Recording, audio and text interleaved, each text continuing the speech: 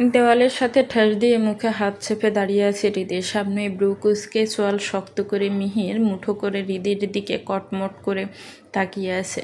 হৃদিকে সে তখন থেকে বলে যাচ্ছে, সে দেখি তোর মুখ থেকে হাতটা সরাতে। হৃদি সরায় না, মুখে হাত চেপে মিনমিন করে বলে, যেতে দিন না মিহির ভাই, এমন করছেন কেন? বলছি তো মুখে কিছু নেই। মিহির শোনে না হৃদির কথা, জোর করে মুখ থেকে হাতটা টেনে সরিয়ে আনতে এর আগে গা জ্বলে যায় তার। হৃদি ঠোঁট ভরে লিপস্টিক মেখেছে, মুখে পাউডার মেখে ভূতের মতো সাদা হয়ে কলেজে যাচ্ছিল সে। এমনিতে সাদা, তার উপর ফেস পাউডার মাখায় দেখতে বিলিতিদের মতো লাগছিল তাকে। মিহির গাল দুটো চেপে ধরে হৃদির রাগ মিশ্রিত কণ্ঠে বলে, সেজেগুজে কলেজে যাওয়া হচ্ছিল? কতবার বলেছিলাম এমন সেজেগুজে বের হবি না কখনো, কানে যায় না কথা। হৃদি কুকিয়ে উঠে বলে, না লাগছে মিহির ভাই, ছেড়ে দিন। আজ আমার কলেজে প্রোগ্রাম আছে, তাই একটু সেজেছে, আজকে শেষ, আর সাজবো না। মিহির রাগ যেন আরও খানিকটা বেড়ে যায়। হৃদির কাঁধে থাকা ব্যাগটা টেনে নিয়ে চেন খুলে বলে, দেখি তোর নতুন ফোন কোথায় রেখেছিস দেখাতো। তোর বাপের তো আক্কেল বুদ্ধি এই জীবনেও হলো না, স্কুলের গণ্ডি পার করতে না করতেই মেয়েকে ফোন কিনে দিয়েছে।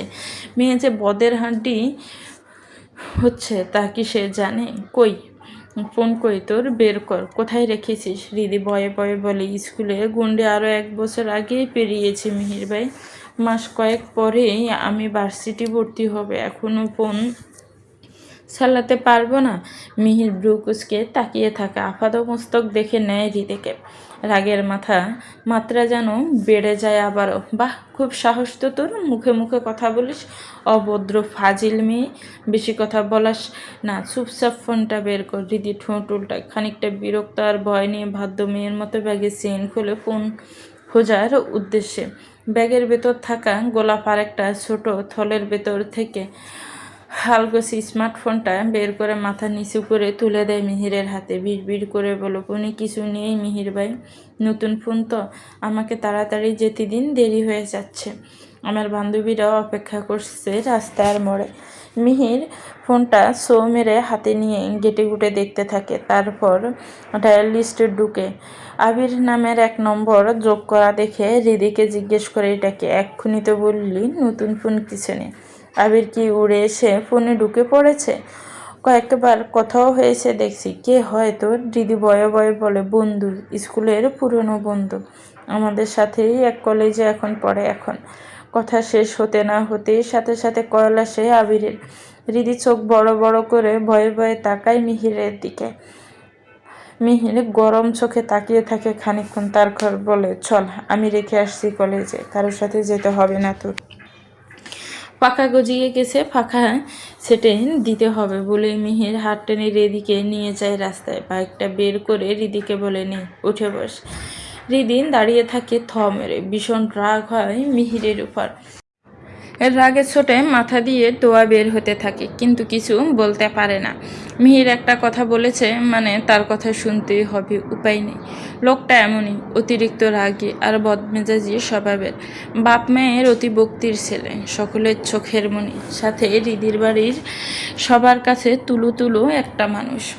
হৃদি বাবার দূর সম্পর্কের বাইরের ছেলে মিহির মাহতাব, সাথে হৃদির বড় ভাইয়ের সাথে মিহিরের বোনের বিয়ে হওয়াতে সব কিছুতে যেন পেয়ে বসেছে লোকটা, যেন পরিবারের মূল মাথাটাই সে। হৃদি পরিবারের সাথে মিহিরদের বেশ গভীর সম্পর্ক। একই পরিবারের সদস্যদের মতো হৃদির বাবা মাও মিহিরকে বেশ পছন্দ করে।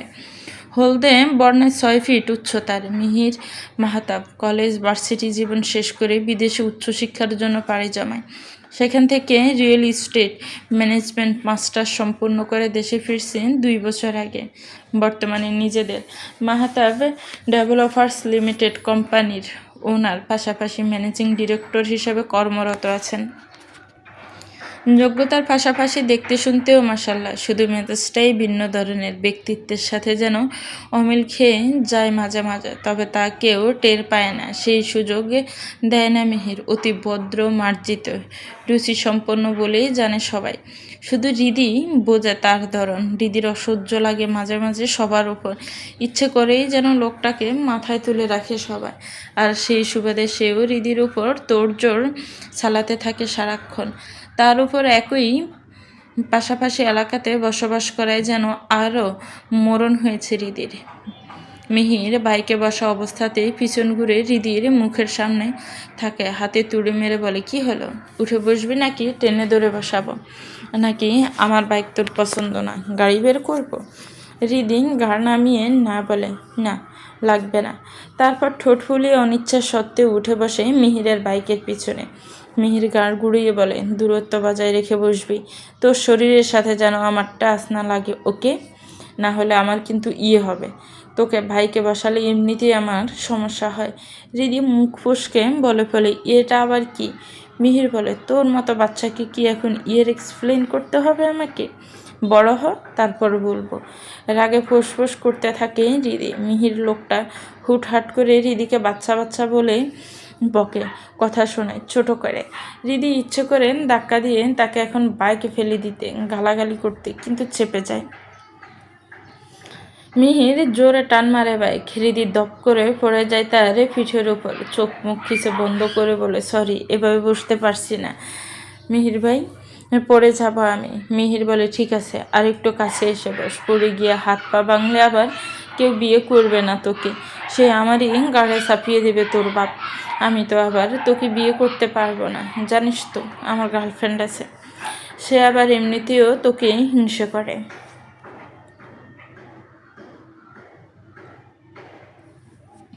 এই মেয়ে মানুষগুলো না কেমন যেন হিংসেমি দিয়ে পেট ভরা। হৃদির মন খারাপ হয় তার কথা শুনে। কোথায় কোথায় লোকটা তার গার্লফ্রেন্ডের কথা তোলে, যেটা হৃদির পছন্দ না। কেন যেন কষ্ট হয় তখন। এমনিতে তার উপর মাঝে মাঝে হৃদি ভীষণ বিরক্ত হয়, কিন্তু অন্য কোনো মেয়ের কথা তার মুখে শুনলেও অভিমান হয় ছোট হৃদির। কলেজ গেটের সামনে হৃদিকে নামিয়ে দিতেই হৃদির বান্ধবীরা দৌড়ে এসে বলে, কী রে হৃদু, এত দেরি করলি কেন? তোর জন্য অপেক্ষা করতে করতে শেষে চলে এসেছি আমরা। তুই আগে থেকে জানিয়ে দিবি না যে ভাইয়ার সাথে আসবি? হৃদির বান্ধবী মিলি বলে, আসসালামু আলাইকুম ভাইয়া, কেমন আছেন? আপনার কথা অনেক শুনেছি হৃদির থেকে, আজ দেখলাম, দেখেই বুঝেছি আপনি মিহির ভাই। আপনি সত্যি খুব মিহির কালো সানগ্লাসটার নিচে থেকে বিরক্ত চোখে তাকিয়ে থাকে হৃদির দিকে। হৃদি চট করে মিলিকে থামিয়ে দিয়ে বলে, আরে চুপ কর না, বেশি কথা বলিস না, চল ভেতরে চল। হৃদি বাইক থেকে নামতেই মিহির বলে, টাকা আছে? লাগবে? হৃদি হাঁ বলে মাথা নাড়ে, আছে, লাগবে না। মিহির প্যান্টের পকেট থেকে ওয়ালেট বের করে তার একটা ক্রেডিট কার্ডের হৃদির ব্যাগে ঢুকিয়ে দিয়ে বলে, রেখে দে, কাজে লাগবে। পাসওয়ার্ড তোর জন্মসাল, আর হ্যাঁ, তোর ফোনটা আমার কাছে থাকলো, রাতে দিয়ে আসবো, এখন যা। হৃদে হা করে তাকিয়ে থাকে খানিকক্ষণ, তারপর আস্তে করে মাথা দুলিয়ে চুপচাপ হাঁটতে থাকে। শোন। হৃদি পিছন ঘুরে তাকায়। মিহির কাছে গিয়ে হৃদির বুকে থাকা জর্জের টোনাটা টেনে মাথায় দিয়ে বলে, এভাবেই থাকবি, আর লিপস্টিক একবার মুছিয়েছি না, আর দিবি না ভুলেও। কোনো ছেলের সাথে কথা বলবি না, কেউ প্রপোজ করলে ডিরেক্ট না বলবি, আর কেউ বিরক্ত করলে আমাকে এসে জানাবি, মনে থাকবে? হৃদি বলে, থাকবে, ঠিক আছে, এখন যা, আমি দাঁড়িয়ে আছি, তুই আগে ভেতরে যাবি, তারপর আমি চলে যাব। হৃদি হাঁটতে থাকে, দাঁতের দাঁত চিপিয়ে বিড় করে বলে, শয়তান একটা, সব সময় যেন তার মতামত নিয়ে চলতে হবে আমার, অসহ্য। ইস, বলেই হৃদি মাথা থেকে টান মেরে ওড়নাটা খুলে ফেলে দেয়, গাল মুখ ফুলিয়ে রাখে। হৃদির বান্ধবী মিলি বলে, এমন করছিস কেন? কত কেয়ার করে তোর, আর তুই বলিস তোকে নাকি সহ্য করতে পারে না। কই, আমাদের তো এমন মনে হলো না। কি হ্যান্ডসাম, কি দেখতে রে তোর ভাই। হৃদি রাগি চোখে তাকিয়ে চেঁচিয়ে বলে, এই কিসের বাইরে? কাউকে ভাই করে বললেই কি সে ভাই? রক্তের ভাই কি? বয়স আমার থেকে কত বড় জানিস? নাম ধরে তো আর ডাকা যাবে না। ভাই ভাই এসব আর বলবি না, নিজের ভাই হলে একটা কথা ছিল। মিলি বলে, তুই তো সারাক্ষণ ভাই ভাই করে অস্থির হয়ে যাস, তার কথা ছাড়া তো সারাদিন তোর মুখে অন্য কোনো কথাই পাই না আমরা। তো ভাই বলবো নাকি চাচা বলবো? রিদি কথা বাড়ায় না। মিলি যে সব কথাটা টানতে টানতে মহাভারত পর্যন্ত নিয়ে যাবে সে জানে, তাই চুপচাপ হাঁটা ধরে ক্লাসের উদ্দেশ্যে। সন্ধেবেলায় রিদি ঘরে বসে তার পছন্দের টাইটানিক মুভি দেখছিল। বড় ভাইয়ের বউ নোলক এসে গরম গরম পকোড়া আর এক কাপ কফি এনে রিদির টেবিলে রেখে বলে, তোর পছন্দের পকোড়া, গরম থাকতে থাকতে খেয়ে নে, ঠান্ডা হয়ে গেলে তখন তো আর খাবি না। রিদি উঠে পাকোড়ার প্লেট হাতে নিয়ে নোলককে বলে, ভাবি দরজাটা লাগিয়ে এদিকে এসে বসো, আমার পছন্দের মুভি চলছে, একটু পর রোমান্টিক সিন দেখাবে, দরজা বন্ধ করে দাও। নোলক রিদির মাথায় চাটি মেরে বলে, কি পেকে গেছিস তুই রিদি, ছি, বয়স কত তোর? কলেজে ভর্তি হওয়ার পর থেকে দেখছি কেমন হয়ে যাচ্ছিস। আগে তো আলু সিদ্ধ ছিলি, তুই কাদের সাথে মিশিস বল তো? রিদি এক এক করে সবগুলো বান্ধবীর নাম বলে, কে কেমন, কে বেশি দুষ্টু, সবার থেকে উপরে আছে মিলে, যার সবার শেষে আছে রিদির হিসেব নিকেশ শেষ হতে না হতে দরজায় কড়া নাড়ে মিহির। ভেতরে আসবো কি? রিদি দ্রুত বিছানার উপর থেকে ওড়নাটা নিয়ে বুকে জড়ায়, অন্যদিকে তাকিয়ে মুখ বেঞ্চি কাটে। নোলক বলে, আসতে চাইছিস যখন আয়, না এসে তো আর বাড়ি ফিরবি না, ফিরলেও রাতে ঘুম হবে না, ঠিক বললাম তো? মিহির কিছু ভালে না, হৃদির হাত থেকে আধ খাওয়া পাকোড়াটা নিয়ে টপ করে খেয়ে ফেলে। হৃদি তাকিয়ে থাকে রাগ নিয়ে। মিহির এমন তাকানো দেখে বলে, কি হলো, এইভাবে চেয়ে আছিস কেন?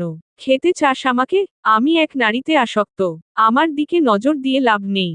রিধি মুখ ভার করে বলে, আপনি আমার হাত থেকে পাকোড়া টানিয়ে নিলেন কেন? আমি খাচ্ছিলাম তো ওটা। মিহির মুখ কুঁচকে ওয়াক করে থুতু ফেলে মেঝেতে। ছি আগে বলবি তো। আমার বমি পাচ্ছে তোর এটো খেয়ে। আপি যা তো পানি এনে দে আমাকে। নোলক হাসতে হাসতে বের হয়ে পানি আনতে যায়।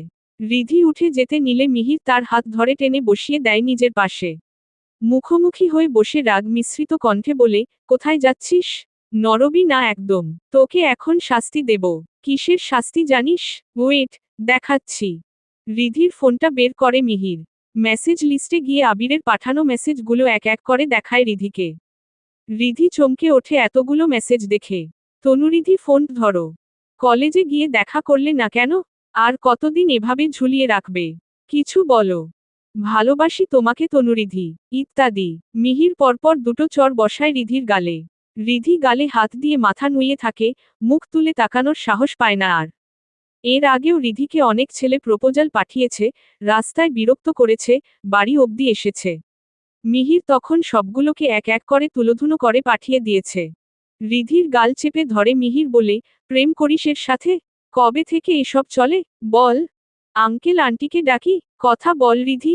গালটা আরও একটু চেপে ধরতেই রিধি কেঁদে ফেলে। হাত দিয়ে গাল ছাড়ানোর চেষ্টা করতে করতে বলে, ব্যথা পাচ্ছি মিহির ভাই। ছেড়ে দিন। সত্যি বলছি আমার কোন দোষ নেই। ও আমাকে পছন্দ করে স্কুল থেকে। আমি কি করব? মিহির গালের চাপ বাড়িয়ে দিয়ে দাঁতে দাঁত চেপে বলে, তোর ফোন চালানো বন্ধ। ভেঙে দেব আমি ফোন। কলেজ যাওয়া বন্ধ করতে না চাইলে আমার কথা মতো চলবি। পারবি? নোলক ঘরে ঢুকে এই অবস্থা দেখে দৌড়ে মিহিরের হাত ছাড়িয়ে দেয় রিধির থেকে। মিহিরকে পিঠে দুটো চর বসিয়ে বলে, কি রে অমানুষ, এমন করছিস কেন ওর সাথে? আবার কি করেছে ও? সর এখান থেকে। রিধি কাঁদতে থাকে গাল ধরে। ব্যথায় লাল হয়ে উঠেছে দুই গাল। চর বসানোতে দুই গালে আঙুলের ছাপগুলো স্পষ্ট ফুটে উঠেছে। মিহির রাগে গোজগোজ করতে থাকে। রিধির দিকে এখনো কটমট করে তাকিয়ে আছে সে। নোলক বলে, কি হয়েছে? কেউ তো কিছু বলিস না। কি রে নীর, বলবি তো কিছু নাকি? মিহির থমথমে গলায় বলে, ওকেই জিজ্ঞেস কর। দিন দিন উড়নচণ্ডী হয়ে যাচ্ছে। আরও হবে। তোদের কথামতো এখনো কিছু করছি না আমি। আর সময় দেওয়া যাবে না দেখছি। ও কত পেকে গেছে এবার বের করব আমি। মিহির চলে যায় গটগট করে। নোলক রিধিকে কিছু জিজ্ঞেস করে না। রিধি গালে হাত চেপে কেঁদে কেঁদে বলে, এমন কেন তোমার ভাই? সব সময় এমন করে। আমি কি তার রোবট? সে যেভাবে নির্দেশ দিবে, আমি সেভাবে চলব? আমার কি নিজের মন বলে কিছু নেই? বিয়ে দিয়ে দাও আমাকে তোমরা। এছাড়া তো এই লোকের হাত থেকে রক্ষা পাবো না। সেই যে ছোটবেলা থেকে যার খেলনা হয়ে আছি। পারি না আর। নোলক মুখ টিপে হাসে। রিধিকে শান্ত করে বলে, বিয়ে দেব? রিধি কাঁদতে কাঁদতে বলে, হ্যাঁ তাই দাও। বিদায় করে দাও। দূর হয়ে যাই। নোলক বলে, সত্যি তো? তখন কিন্তু আরো সহ্য করতে হবে এসব। একদম মারা পড়ে যাবি তখন। বুঝিস? সকাল থেকে গাল ফুলিয়ে ঘরের দরজা বন্ধ করে বসে আছে রিধি। কারো কথা শুনছে না। রিধির মা রাবেরা বারবার করে দরজা ধাক্কিয়ে গেছে ভাত খাওয়ার জন্য। কিন্তু রিধি জেদ ধরেছে সে ভাত, পানি কিছুই খাবে না। কলেজেও যাবে না। যতক্ষণ না তার ফোনটা মিহির ফিরিয়ে দেবে ততক্ষণ সে এভাবেই ঘরবন্দি হয়ে থাকবে। নোলক ভাত এনে দরজা এসে কড়া নাড়ে রিধির। বাইরে দাঁড়িয়ে চেঁচিয়ে ডাকে, রিধি, দরজাটা খোল। সেই তখন থেকে এভাবে বসে আছিস। খাবার খেয়ে কলেজে যা, নয়তো আম্মা এসে বকে যাবে এখন তোকে। রিধি দরজা খুলে বলে, ভাবিপু মিহির ভাইকে বলো না আমাকে ফোনটা দিয়ে দিতে। কি করেছি আমি বলো? কেউ আমাকে পছন্দ করলে কি তা আমার দোষ? সব সময় তার হুকুম তামিল আমার ভালো লাগে না। তুমি একটু বলো না উনাকে। নোলক ঘরে ঢুকে বলে, আমি কিছু বলতে পারবো না বাবা। ও যে মানুষ না, আমার ছোট হলে কি হবে, ওকে আমিই ভয় পাই। আর তাছাড়া আম্মাকে ও তোর বিরুদ্ধে অনেক নালিশ করে গেছে। আম্মা রেগে আছেন, ফোন দিতে বারণ করেছে তোকে। রিধির মাথায় যেন আগুন ধরে যায়। ধপধপ করে পা ফেলে ঘর থেকে বের হতে হতে বলে, তোমাদের আশকারা এই লোকটা এমন শুরু করেছে। কি চাই সে? সবার মাথা কিনে নিয়েছে বলে আমার মাথাও কিনে ফেলবে? আমি এক্ষুনি তার বাড়িতে গিয়ে আমার ফোন ফেরত আনব। রিধি বেরিয়ে পড়ে রাস্তায়। মিহিরের বাড়ির গেটের সামনে গিয়ে দাঁড়ায় থাকে। ভেতরে ঢুকতে সাহস করে না। নিচতলা থেকে উপরে তাকায় মিহিরের ঘরের দিকে। তাকিয়েই যেন থ মেরে যায়। মিহির বেকনিতে দাঁড়িয়ে কিছু কাগজপত্র, ফাইল দেখছিল। রিধির দিকে চোখ পড়তেই রাগে গোজগোজ করতে করতে নেমে আসে নিচে। গেটের সামনে এসে একটানে সরিয়ে আনে রিধিকে। ধমকে উঠে বলে, কি চাই? ভিখারির মতো গেটের সামনে দাঁড়িয়ে কি করছিস হ্যাঁ? আর এমন লুঙ্গি, টি শার্ট পরে বের হয়েছিস কেন রাস্তায়? ওড়নাটাও তো ঠিকভাবে পরিসনি। রিধি ওড়নাটা টেনে টুনে ঠিক করে বলে, এটাকে লুঙ্গি বলে না, স্কার্ট বলে ওকে। আর আমার ফোনটা দিন। আপনার কারণে আমি আজ কলেজ যেতে পারিনি। ফোন দিন। আন্ডারস্কোর কিসের ফোন দেব তোকে? বলেছি না ফোন ইউজ করবি না আর। ভালোভাবে পড়াশোনা করতে চাইলে করো, না হলে শ্বশুর বাড়ি আসার জন্য প্রস্তুত হ। রিধি মুখটা শুকনো করে বলে, হ্যাঁ শ্বশুর বাড়িতেই যাব। তবু যদি একটু আপনার থেকে মুক্তি পাই। দিন না মিহির ভাই, আমি গেম খেলা ছাড়া আর কিছুই করব না। মিহির পকেট থেকে নিজের একটা ফোন বেরে করে বলে, ধর এটা নে। যত পারিস গেম খেল। রিধি মুখ ঘুরিয়ে ফেলে, কাদো কাদো ভাব করে রাখে মুখটার। মিহির খানিকক্ষণ তাকিয়ে থাকে এমন অবুঝ মুখশ্রীর দিকে। ঠোঁট টিপে হাসে। রিধিকে তার ফোনটা হাতে ধরিয়ে দিয়ে বলে, তোর ফোনের সাথে আমার ফোনের সবরকম কানেক্ট করে দেওয়া আছে। আমি সব সিস্টেম করে রেখেছি। যা করবি সাবধানে করিস। যদি আবার ধরতে পারি তো তোর গালটা আমার এই শক্ত হাতের জাদুতে ছুমন্তর হয়ে যাবে। এখন বাড়ি যা, কাল থেকে অফিস যাওয়ার সময় তোকে কলেজ নিয়ে যাব আর নিয়ে আসব। ফোন পেয়ে রিধির চোখমুখে ঝলক দিয়ে ওঠে। খুশিতে লাফ দিয়ে দৌড়াতে শুরু করবে তখনই পিছন থেকে মিহির হাত টেনে ধরে বলে, শোন রিধু, আমার সামনে এমন পোশাকে আর কখনো আসবি না। আর বুকের ওড়নাটার একটু ঠিকঠাক ব্যবহার করিস। এখন বড় হয়েছিস, আগের মতো নেই। আমি একটা পুরুষ মানুষ বুঝেছিস? আমার সামনে আসতে একটু নিজের এদিক সেদিকে খেয়াল করে তারপর আসবি। রিধি লজ্জা পেয়ে যায়। মাথা নুইয়ে বলে, হুম ঠিক আছে। রিধির চলে আসার পথেই হঠাৎ দেখা হয়ে যায় ঈশিতার সাথে। ঈশিতা মুখ ঘুরিয়ে দেখেও না দেখার ভান করে রিধিকে। সোজা চলে যায় মিহিরের কাছে। রিধি রাস্তায় ধারে দাঁড়িয়ে দেখে ঈশিতা গা ঘেঁষে দাঁড়ায় মিহিরের। মিহির ও হাসি মুখে কথা বলে। কিছু একটা নিয়ে প্রচুর হাসাহাসি চলে তাদের মাঝে। রিধি দাঁড়িয়ে দেখতে থাকে আর অকারণে অভিমান করে। ঈশিতার ড্রেসের দিকে চোখ যেতেই মিহিরের উপর রাগ হয় তার। ঈশিতার পরনে জিন্স, টপস। রিধি মনে বিড়বিড় করে, নিজের গার্লফ্রেন্ড যে কি সব পোশাক পরে রাস্তায় ঘুরে বেড়ায় তখন কিছু না। সব নিয়ম শুধু আমার বেলায়। ভণ্ড কোথাকার। মিহির দূর থেকে ইশারায় ডাকে রিধিকে। রিধি না গিয়ে দাঁড়িয়ে থাকে ওভাবেই। মিহির ঠোঁট উল্টিয়ে রিধির মুখভঙ্গি নকল করে হেসে ফেলে। তারপর ঈশিতাকে নিয়ে নিজের বাড়ির ভেতর ঢুকে পড়ে। রিধির কান্না পায় তখন। মুখ ফুলিয়ে চলে যায় বাড়ির দিকে। সন্ধেবেলা নোলক এসে রিধির ঘরে ঢুকতেই দেখে রিধি শুয়ে শুয়ে মুখে বালিশ চেপে কাঁদছে। নোলক এগিয়ে গিয়ে চিন্তিত মুখে বলে, কি হয়েছে রিধু রানী? কাঁদছিল কেন এভাবে? মিহির আবার কিছু বলেছে? রিধি মাথা নাড়িয়ে না বোঝায়। মুখে কিছু বলে না। নোলক মুখ থেকে বালিশ টেনে সরিয়ে বলে, তো কাঁদছিল কেন? আম্মা বকেছে? রিধি আবার বলে না, কেউ কিছু বলেনি, ইচ্ছে হচ্ছে তাই কাঁদছি। তুমি যাও তো ভাবিপু। ঠিক আছে, এখন উঠে ফ্রেশ হয়ে ভালো একটা জামা পরে বেরিয়ে আয়।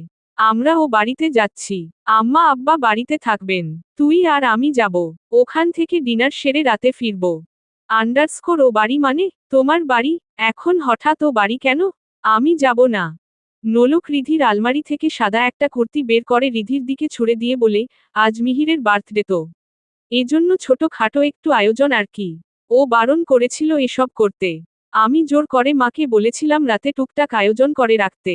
যতই হোক একটা মাত্র আদরের ভাই আমার। রিধির মনটা যেন আরো একটু খারাপ হয়ে গেল। সকালে মিহিরের সাথে ঈশিতাকে বাড়িতে ঢুকতে দেখে মনের উপর যে প্রভাব পড়েছিল তা এখন আর নেই। মিহিরের আজ বার্থডে আর রিধি একবার উইশটাও করেনি, এটা ভেবেই এখন রিধির খারাপ লাগছে। রিধি চট করে উঠে ফ্রেশ হতে যায়। সাদা কুর্তিটা পরে বেরিয়ে মায়ের ঘরে একবার উকি দেয়। ঘরে ঢুকে রাবেয়া বেগমকে জড়িয়ে ধরে বলে, দেখো তো মা কেমন লাগছে। ভাইয়া যে কিছুদিন আগে বিদেশ থেকে পাঠিয়েছিল আজ পড়লাম। রাবেয়া খুশি হয়ে বলে, খুব সুন্দর লাগছে রে মা। আয় একটু থুথু দিয়ে দেই বুকে। নজর লাগবে না। রিধির বাবা সাখাওয়াত এসে বলেন, কি সব যে মেয়েকে শেখাও না রাবেয়া। আদিম যুগের মানুষের মতো এখনো বদলাতে পারলে না। যা তো রিধিমা, দেরি হয়ে যাচ্ছে। তাড়াতাড়ি গিয়ে তাড়াতাড়ি ফিরে আসবি। রিধি বলে, ঠিক আছে আব্বু।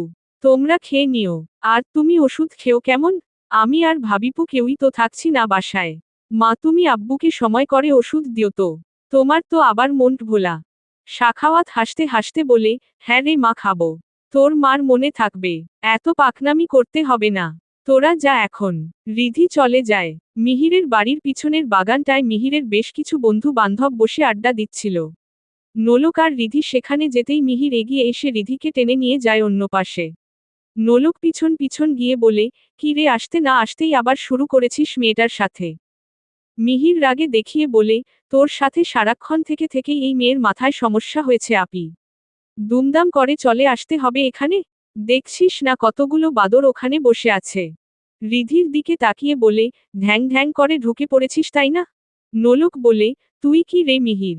আজ তোর বার্থডে। একটু নর্মাল থাক। একটু ভালো বিহেভ কর সবার সাথে।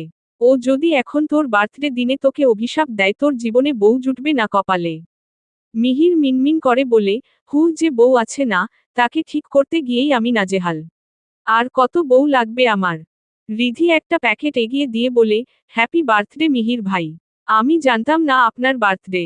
তাই এটা আমার ঘর থেকে নিয়ে এসেছি আপনার জন্য। কিছু মনে করবেন না। মিহির প্যাকেটটা হাতে নিয়ে টান মেরে খুলে ফেলে দেয়। তার ভেতর থেকে একটা শোপিস সাইজের পুতুল বের করে ফিক করে হেসে ফেলে। রিধির মাথায় একটা চাটি মেরে হাসতে হাসতে বলে, এটা কি এনেছিস তুই? আমি কি বাচ্চা? আমার বয়স আজ কত হলো জানিস? 28। এটা দিয়ে খেলার বয়স আমার আছে? আমার এখন বউ নিয়ে খেলার বয়স। সেখানে তুই আমাকে পুতুল গিফট করছিস? হাউ ফানি ইয়ার। কবে বুদ্ধি বাড়বে তোর? রিধি ভীষণ লজ্জা পেয়ে যায়। খালি হাতে আসাটা উচিত হবে না বলে সে এমন একটা জিনিস এনেছিল। কিন্তু মিহির সেটা নিয়ে হাসাহাসি করছে। গিফট তো গিফটই। তাই বলে এভাবে হাসতে হবে? মিহিরদের মতো এত বড়লোক রিধি না। তাদের ব্যাপার স্যাপারটাই আলাদা। তাই হয়তো মিহিরের এত হাসি পাচ্ছে এটা দেখে। কি রে, এমন স্ট্যাচু হয়ে দাঁড়িয়ে রইলি কেন? আপির সাথে ভেতরে গিয়ে বসো। মার সাথে দেখা করে আয়। ভয় নেই, আজ বাবা বাসায় নেই। তুই তো আবার তাকে জমের মতো ভয় পাস। রিধি নোলকের সাথে ভেতরে যায়। মিহিরের মা সালমা বেগম রিধিকে দেখে খুশি হয়ে রিধিকে বুকে জড়িয়ে ধরে। কপালে চুমু খেয়ে বলে, কেমন আছিস রিধু? কতদিন পর আসলি? এইটুকুই তো দূরত্ব বাসার মাঝে। আসতে পারিস না? রিধি বলে, পড়াশোনা নিয়ে ব্যস্ত থাকি আন্টি। সময় হয় না। খাওয়া দাওয়ার পর্ব শেষ করে রিধি মিহিরদের ছাদে যায় হাঁটতে। বাগানে আর পা বাড়ায় না।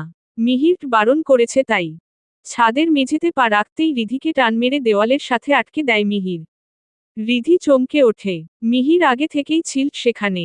জানতো রিধি আর কোথাও না, ছাদেই আসবে। রিধি ভয়ের ঢেলায় চিৎকার দেওয়ার আগেই মিহির মুখ চেপে ধরে। খানিকক্ষণ পর আবার ছেড়ে দেয়। ভয় পেয়ে গেছিলাম আমি। ভণ্ড লোক একটা। ভয় দেখানোর জন্য এখানে এসে লুকিয়ে আছেন তাই না? মিহির ঠোঁট কামড়ে হেসে বলে, এত ভয় পেয়েছিস? থুথু ছিটাতে হবে, দাঁড়া। বলেই রিধির জামার গলাটা টেনে ফাঁকা করে মিহির, বুকের উপর থুথু ছিটিয়ে বলে, পারফেক্ট। রিধি ধাক্কা মেরে সরিয়ে দেয় মিহিরকে। রাগ হয়ে বলেছি, আপনি খুব নোংরা মিহির ভাই। বেশি বেশি একদম। এসব মজা আমার পছন্দ না। ঈশিতা আপুকে বলে দেব আমি। বলেই রিধি ছাদ ছেড়ে নামতে গেলেই মিহির আবার হাত ধরে টেনে এনে বলে, কি বলবি? এটা বলার মতো কথা? মাথায় বুদ্ধি আছে? ওকে এটা বলতে গেলে তুই উল্টে লজ্জা পেয়ে যাবি। বোকা মেয়ে মানুষ। রিধি থমথমে মুখ করে দাঁড়িয়ে থাকে। আর চোখে দেখে মিহিরকে। মিহির মিটমিট করে হাসছে। রাগে গা জ্বলে যায় রিধির। খানিকক্ষণ পর রিধির গাল দুটো চেপে ধরে মিহির বলে, এত পিছনে লেগে থাকি বলে তোর খুব রাগ হয় আমার উপর? কেন লেগে থাকি বুঝিস সেটা? না বুঝি না। বুঝতে হবে না। এত বুঝাবুঝির কি আছে? মিহির বলে, ঠিক আছে তোর দরকার নেই বোঝার। এখন বাড়ি চলে যা। বেশি রাত অবধি আমার চোখের সামনে ঘুরঘুর করিস না। রিধি চলে যায় ছাদ ছেড়ে। মিহিরও পিছন পিছন নেমে আসে। চোখে পড়ে ঈশিতার। মিহির পাশ কাটিয়ে চলে যায় ঈশিতাকে। নিচে নামতেই মিহিরের সব বন্ধুরা ঘিরে ধরে রিধিকে। আগ বাড়িয়ে কথা বলার জন্য চেষ্টা করে সবাই। এটা সেটা প্রশ্ন করতে থাকে। মিহির দাঁড়াতে সবগুলো চুপ হয়ে যায়। আন্ডারস্কোর কি হয়েছে? ওকে কাঠগড়ায় দাঁড় করিয়ে রেখেছিস মনে হচ্ছে। সুন্দরী একটা মেয়ে দেখেছিস অমনি না? অনেক রাত হয়ে গেছে। আমার কুলখানি খাওয়াও তোদের শেষ। এবার তোরা এখন যার যার বাড়ি চলে যা। মিহিরের এমন কথা শুনে ফিক করে হেসে ফেলে রিধি। বাকি বন্ধুগুলোও বলতে শুরু করে, তুই একটা মানুষ রে মিহির। জন্মদিনকে সোজা কুলখানি বানিয়ে ফেললি, কি ডেঞ্জারাস মাইরি। দাড়ি দাড়ি। নাস্তা শেষ করে ইউনিফর্ম পরে, কাঁধে ব্যাগ ঝুলিয়ে কলেজ যাওয়ার উদ্দেশ্যে রাস্তায় দাঁড়িয়ে আছে রিধি। মিহির বলেছিল অফিস যাওয়ার পথে সে তার সাথে করে নিয়ে যাবে রিধিকে। রিধি তাই অপেক্ষা করছে। কিন্তু মিহিরের দেখা নেই। রাস্তার অপর পাশ দিয়ে হঠাৎ বাইকে করে দুটো ছেলে এসে রিধির কাছে গিয়ে থামে। একজনকে রিধি চেনে। পাশের এলাকার চেয়ারম্যানের ছেলে নিয়ন। মিহিরের ব্যাচমেট। এর আগে একবার সে প্রপোজ করেছিল রিধিকে। নিয়ন রিধির দিকে এগিয়ে যেতেই সে দুকদম পিছিয়ে অন্য দিকে গিয়ে দাঁড়িয়ে থাকে। নিয়ন গিয়ে মুখোমুখি দাঁড়ায়। পকেট থেকে একটা বক্স বের করে, চট করে রিধির হাতে ধরিয়ে দেয়। সে নিতে চায় না। বারবার বলতে থাকে, কি করছেন, আমাকে এসব দিচ্ছেন কেন? অদ্ভুত তো। নিয়ন বলে, কেন দিচ্ছি বোঝো না? কি বলেছিলাম এর আগে? ভালোবাসি তোমাকে। বাসায় তোমার কথা জানিয়েছি।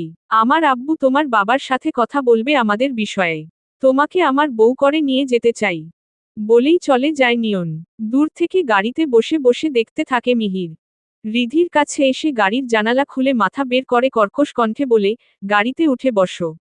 রিধি ভয়ে ভয়ে উঠে বসে। মিহির রিধিকে সিট বেল্ট বেঁধে দিয়ে জোরে সোরে টান মারে গাড়ি। স্পিড বাড়িয়ে দিয়ে থমথমে মুখ করে চালাতে শুরু করে। রিধির দিকে এক পলক তাকায় না। আন্ডারস্কোর কি হয়েছে? গাড়ি আস্তে চালান। আমার ভয় করছে। কোন দিকে নিয়ে যাচ্ছেন? কলেজ তো অন্য দিকে। মিহির ভাই। মিহির শোনে না। আধা ঘন্টা এভাবে চলার পর থেমে যায় সে। শহরের কিছুটা বাইরের রাস্তায় প্রবেশ করে সুন্দর একটা লেকের পাড়ে গিয়ে রিধিকে নামতে বলে। রিধি বুকের সাথে ব্যাগ চেপে কাচুমাচু করে নেমে যায়। মিহির হাত ধরে টেনে এনে ফাঁক একটা জায়গায় দাঁড় করাই রিধিকে।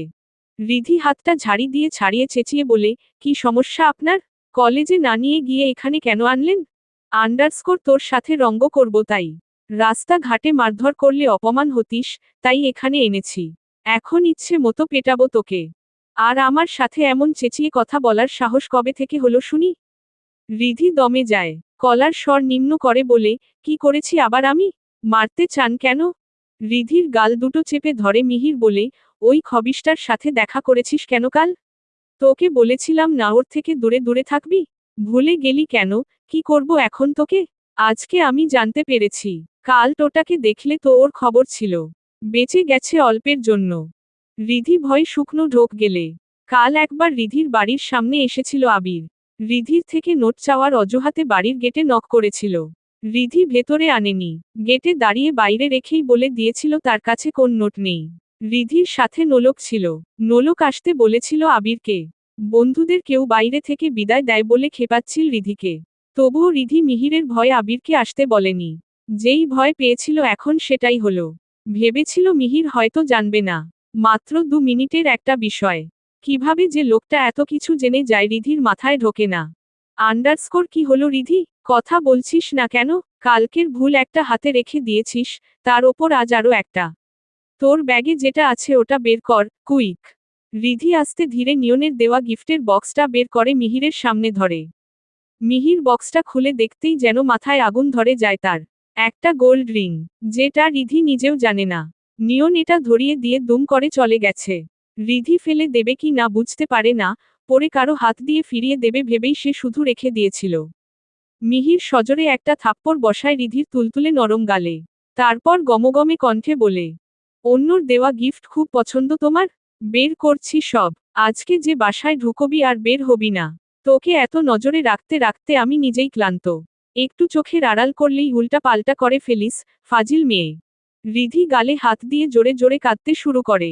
তারপর উচ্চস্বরে বলতে থাকে, কি উল্টা পাল্টা করেছি আমি? হ্যাঁ, সব সময় এমন করেন। নিজের মতো থাকতে পারি না আমি। ভালো লাগে না আমার। আমাকে এত শাসন করার অধিকার কে দিয়েছে আপনাকে? আন্ডারস্কোর তোর বাপ দিয়েছে। তোর পরিবারের সবাই দিয়েছে। হয়েছে, এখন কি বলবি? তাদের গিয়ে জিজ্ঞেস করবি কিভাবে দিয়েছে? যা কর গিয়ে। রিধি চুপচাপ দাঁড়িয়ে থাকে। বুঝতে পারে না কিছু। মাঝে মাঝে কিছু একটা সন্দেহ হতে গেলেই ঈশিতার কথা মনে পড়ে যায়। তাই আর ভাবে না সে। খানিকক্ষণ লেকের পাড়ে বসে থাকে রিধি। মিহির পাশে বসে ধ্যান ধরে দেখতে থাকে রিধির অভিমানী মুখখানা। মাঝে মাঝে মিটমিট করে হাসে। রিধি আর চোখে তাকিয়ে দেখে ভ্রু কুঁচকে ফেলে। মিহির বলে, নে হয়েছে? আল্লাহর রস্তে এবার চুপ করিয়ে আর। এত পানি তোর চোখে। অসহ্য।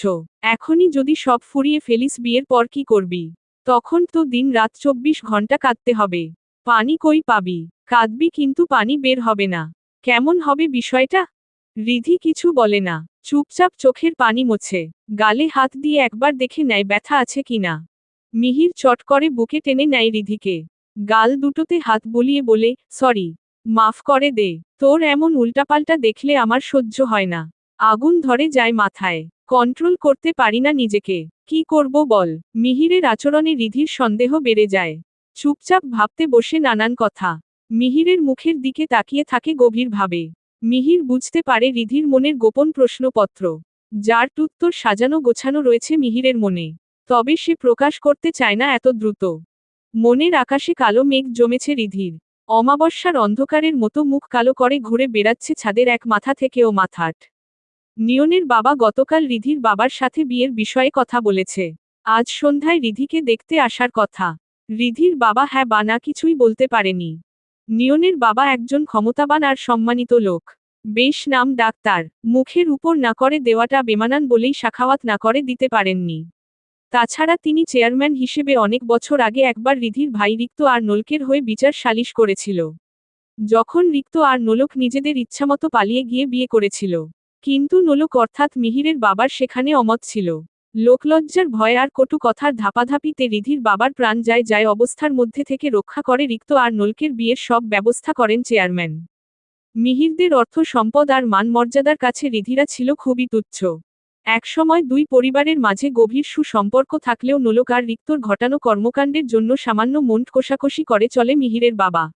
বাকি সব ঠিকঠাক থাকলেও মাঝখান থেকে মিহির আর রিধির ঠিক করে রাখা বিয়ের কথাবার্তা ভেস্তে চলে যায়। মিহির এ বিষয়ে জানলেও রিধি এর আগে পরে কিছুই জানে না। বর্তমানে অন্য সকলে চাইলেও মিহিরের বাবা চান না কোনোভাবে আর রিধিকে এই বাড়ির বউ করতে। এদিকে রিধির বাবা সাখাওয়াতও চুপচাপ রয়েছেন এ বিষয়ে। ভরসন্ধ্যায় ছাদের এক কোণে দাঁড়িয়ে রিধি চোখের জল ফেলছিল। হাতে থাকা মুঠোফোনটা বেজে যাচ্ছে অনবরত। নিচে লোকজন বসে আছে। নিয়ন আর তার বাবা মা এসেছেন রিধিকে দেখতে। রিধি নিচে নামছে না। তাকে ডাকতেও সাহস করছে না কেউ। এদিকে নোলক মুখ ভার করে রেখেছে নিজের শ্বশুরের কর্মকাণ্ডে। জোর দিয়ে বলতেও পারছে না কোন কিছু। নিজের ভাইয়ের বউ করার ইচ্ছেটা তার প্রবল হয়ে থাকলেও নিজেরই ভুলের কারণে এখন সে বাপের মুখের উপর কথা বলতে ভয় করে চলে। নোলককে দিয়ে রিধিকে ডাকতে পাঠিয়েছেন সাখাওয়াত। নোলক অনিচ্ছা সত্ত্বেও একবার এসে ডেকে গেছে রিধিকে। রিধি নিচে সবার সামনে যেতে নারাজ। রাবেয়া এসে রিধিকে ডাকতেই রিধি চেতিয়ে উঠে। আন্ডারস্কোর কি হয়েছে মা? কতবার বলেছি তো আমি যাব না তাদের সামনে। আমাকে বিদায় করতে এত তাড়া তোমাদের? রাবেয়া মিনমিনে সুরে বলে, কি করব বল তো মা? তোর বাবাও তো না করতে পারছে না। একবার তার মুখটা রাখতে শুধু সামনে থেকে ঘুরে আসবি। আয় রিধু মা আমার। রিধি শোনে না কথা। নিচে থেকে সাখাওয়াতের চেঁচামেচি শুনতাই রাবেয়া আবার বলে, রিধি, চল মা। 5 মিনিটের ব্যাপার, তোকে এত তাড়াতাড়ি বিয়ে দেব না আমরা, বিশ্বাস রাখো, শুধু তোর বাবার কথা ভেবে। রিধি মায়ের দিকে কড়া চোখে তাকিয়ে ধপধপ করে পা ফেলে নিচে নেমে আসে। নিজের ঘরে ঢুকে রাগের ঠেলায় আলমারি থেকে জামদানি একটা শাড়ি বের করে এলোমেলো ভাবে পেঁচিয়ে নেয় শরীরের সাথে। ফর্সা গোলগাল মাখনের মতো সফট মুখটাতে ঠেসে ঠেসে পাউডার মাখাতে থাকে সমানে। টকটকে ঠোঁট জোড়ায় গাঢ় খয়েরি রঙের লিপস্টিক লাগিয়ে আয়নায় দাঁড়িয়ে চোখ রাখতেই ওয়াক করে থু ছুঁড়ে দেয় কাচের গায়ে। চোখের কোণে পানি চিকচিক করে। পরনের শাড়িটা ঠিকভাবে পরতে না পারায় বারবার পড়ে যাচ্ছে রিধির গা থেকে। কোনোরকম কোমরে আঁচল গুজে ঘর থেকে বের হতেই সামনে দাঁড়িয়ে থাকতে দেখে মিহিরকে। মিহির চোখ পাকড়িয়ে তাকিয়ে আছে তখন থেকে। রিধিকে এমন সাজগোজে দেখে তার মাথায় আগুন ধরে যায়। ফোন দিয়েছি কতবার, ধরিসনি কেন? আর এসব কি? রিধি রাগ দেখিয়ে বলে, কি আবার? দেখতেই তো পাচ্ছেন, বিয়ের কথাবার্তা চলছে আমার, সেজেগুজে সামনে যাচ্ছি সবার। মিহির তেড়ে গিয়ে বা হাতটা মুচড়িয়ে ধরে রিধির। শক্ত করে গালটা চেপে ধরে বলে, বিয়ে করার খুব শখ? বয়স কত তোর? তোর বাপ তো দেখছি ধান্দাবাজ লোক রে। আমানতের খেয়ানত করছে তোর বাপ। শাড়ি খুলে ফেল, কোথাও যাবি না। রিধি মুখ ভার করে বলে, যাব। তাতে আপনার কি? আমি চাই বিয়ে করে আপনার থেকে অনেক দূরে চলে যেতে, যাতে আপনি আর আমাকে এত টর্চার করতে না পারেন। মিহিরের রাগটা যেন বেড়ে যায়। ধাক্কা দিয়ে রিধিকে খাটে বসিয়ে দিয়ে দরজা বন্ধ করে দিয়ে এসে রিধির পাশে বসে পড়ে। রিধির মুখটা নিজের দিকে ঘুরিয়ে নিয়ে ঠোঁটের উপর আঙ্গুল চালিয়ে ডলে ডলে লিপস্টিক মুছে দিতে থাকে মিহির। রিধি কেঁপে ওঠে মিহিরের স্পর্শে। শাড়ির আঁচল দিয়ে মুখে লাগানো পাউডার মুছতে মুছতে বলে, কোথায় যাবি তুই? সবখানে থেকে টেনে বের করে আনবো আমি। পাতালপুরি থেকেও হাতড়ে হাতড়ে বের করে খুঁজে আনবো তোকে। তোকে টর্চার না করলে আমার শান্তি হবে? আমার জন্মই তো হয়েছে সারা জীবন তোকে টর্চার করার জন্য। তবে সে সব ভালোবাসার টর্চার বুঝেছিস? রিধি কথা বলে না, চুপচাপ তাকিয়ে থাকে মিহিরের দিকে। মিহিরের আচরণে রিধির যে সবসময় খারাপ লাগে এমন না, বেশ ভালো লাগে, শুধু মাঝে মাঝে বিরক্ত হয়ে যায়। মিহির যখন এতটা অধিকার দেখিয়ে কথা বলে, রিধি ভাবে নানান কথা। কিন্তু কষ্ট পায় ঈশিতার কথা ভেবে। হয়তো বা মিহির শুধুমাত্র সহজ আর স্বাভাবিকভাবেই দেখে রিধিকে। ছোটবেলা থেকেই রিধিকে খুব আগলে রেখে এসেছে মিহির। হয়তো বা তার পিছনে রিধির সন্দেহমূলক ভাবনার কোন ছিটে ফোঁটাও নেই। রিধি উঠে দাঁড়ায় বসা ছেড়ে। মুখভঙ্গি স্বাভাবিক করে নিয়ে বলে, আমার জন্য সবাই অপেক্ষা করছে মিহির ভাই। আমি আসছি। মিহির চট করে হাতটা টেনে ধরে রিধির। রাগী স্বরে বলে, কথা শুনবি না তাহলে? শাড়িটা খুলে ফেলতে বলেছিলাম, তুই নিজে খুলবি নাকি আমি টেনে খুলে দেব, কোনটা চাইছিস? রিধি নিজেও খানিকটা রাগ দেখিয়ে বলার চেষ্টা করে, বলেছি তো খুলব না। দেখতে এসেছে আমাকে, যেতে হবে। আপনি এখন যান এখন। মিহির আর বাড়তি কথা বাড়ায় না। নিজেই রিধির গা থেকে একটা টান মেরে শাড়িটা নামিয়ে ফেলে দেয়। রিধি অবাক হয়ে যায়। তাৎক্ষণিক অন্য দিকে ঘুরে হাত দুটো ভাঁজ করে নিজেকে ঢাকার চেষ্টায় মরিয়া হয়ে ওঠে। ফ্যাসফ্যাসে কান্নার বন্যা বইতে শুরু হয়ে যায়। মিহির শাড়িটা মুছড়িয়ে দলা পাকিয়ে ফেলে দেয় জানলা দিয়ে। রিধির দিকে ভুলেও তাকিয়ে দেখে না এক নজর। অন্যদিকে মুখ ফিরিয়ে আলমারি থেকে একটা জামা বের করে ছুঁড়ে মারে রিধির উপর। গমগমে কণ্ঠে বলে, পরে নে। আমি বের হয়ে যাচ্ছি, ভুলেও বাইরে আসবি না। ঠ্যাং ভেঙ্গে গলায় ঝুলিয়ে দেব মনে রাখিস। অনেকক্ষণ পার হয়ে যায়, রিধি বাইরে আসে না। সবাই ডেকে ডেকে অস্থির হয়ে শেষে নিয়নের মা নিজেই রিধির ঘরে ঢুকে দেখতে যায় তাকে। রিধি বসে বসে কাঁদছিল। কারো উপস্থিতি টের পেয়ে উঠে দাঁড়িয়ে দেখে নিয়মের মা এসেছেন। সালাম দেয় রিধি। নিয়নের মা কাছে গিয়ে প্রফুল্লতার হাসি হেসে বলে, মাশা আল্লাহ, রিধি মা। সাখাওয়াত ভাইয়ের মেয়ে যে এত সুন্দরী জানতাম না তো। এজন্যই আমার ছেলেটা এত পাগলামি করছে। তা কাঁদছ কেন তুমি? তোমাকে দেখতে এসেছি বলে। রিধি চোখ মুখ মুছে স্বাভাবিক হয়ে বলে, আমি পড়তে চাই আরো। এখন বিয়ে করতে চাই না। নিয়নের মা বলে, সে তো ভালো কথা। যত ইচ্ছে পড়বে, আমাদের আপত্তি নেই। রিধির বুক কেঁপে ওঠে তার কথায়। আপত্তি নেই কথাটার মধ্যে দিয়ে সে বুঝিয়েছে তাদের পছন্দ হয়েছে রিধিকে। রিধির ভয় হয়, সত্যি যদি কোনোভাবে বাবা বিয়ের জন্য মতো দিয়ে দেয় তো রিধির আর উপায় নেই। নিয়নের মা হাত ধরে বাইরে নিয়ে আসে রিধিকে। সবার সামনে দাঁড় করিয়ে দেয়। রিধি ভয়ে ভয়ে এদিক সেদিকে তাকায় মিহিরকে দেখতে। মিহির দরজার পাশে দাঁড়িয়ে আছে, বুকে দুহাত গুজে তাকিয়ে আছে রিধির দিকেই, চোখের ভাষা অগ্নিময়। খানিকক্ষণ পর রাবেয়ার কাছে এসে মিহির মাথা নুইয়ে শান্তভাবে বলে, আন্টি কথা আছে তোমার সাথে। একটু ভেতরে চল। রাবেয়া ভয়ে তার ঘরে ঢোকে আস্তে করে। মিহিরের কথা কোন প্রসঙ্গে হতে পারে সে আন্দাজ করছে। এসব কি আন্টি আঙ্কেল কি করছে এগুলো? রিধিকে বিয়ে দিতে উঠেপড়ে লেগেছে হঠাৎ। মাথা খারাপ হয়ে গেছে নাকি?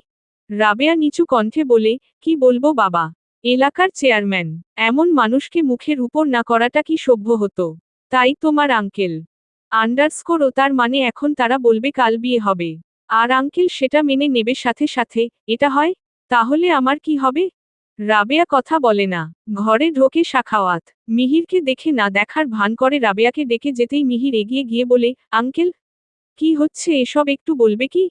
সাখাওয়াত ঠান্ডা গলায় বলে, রিধিকে দেখতে এসেছে। সম্ভবত তারা পছন্দ করেছে ওকে।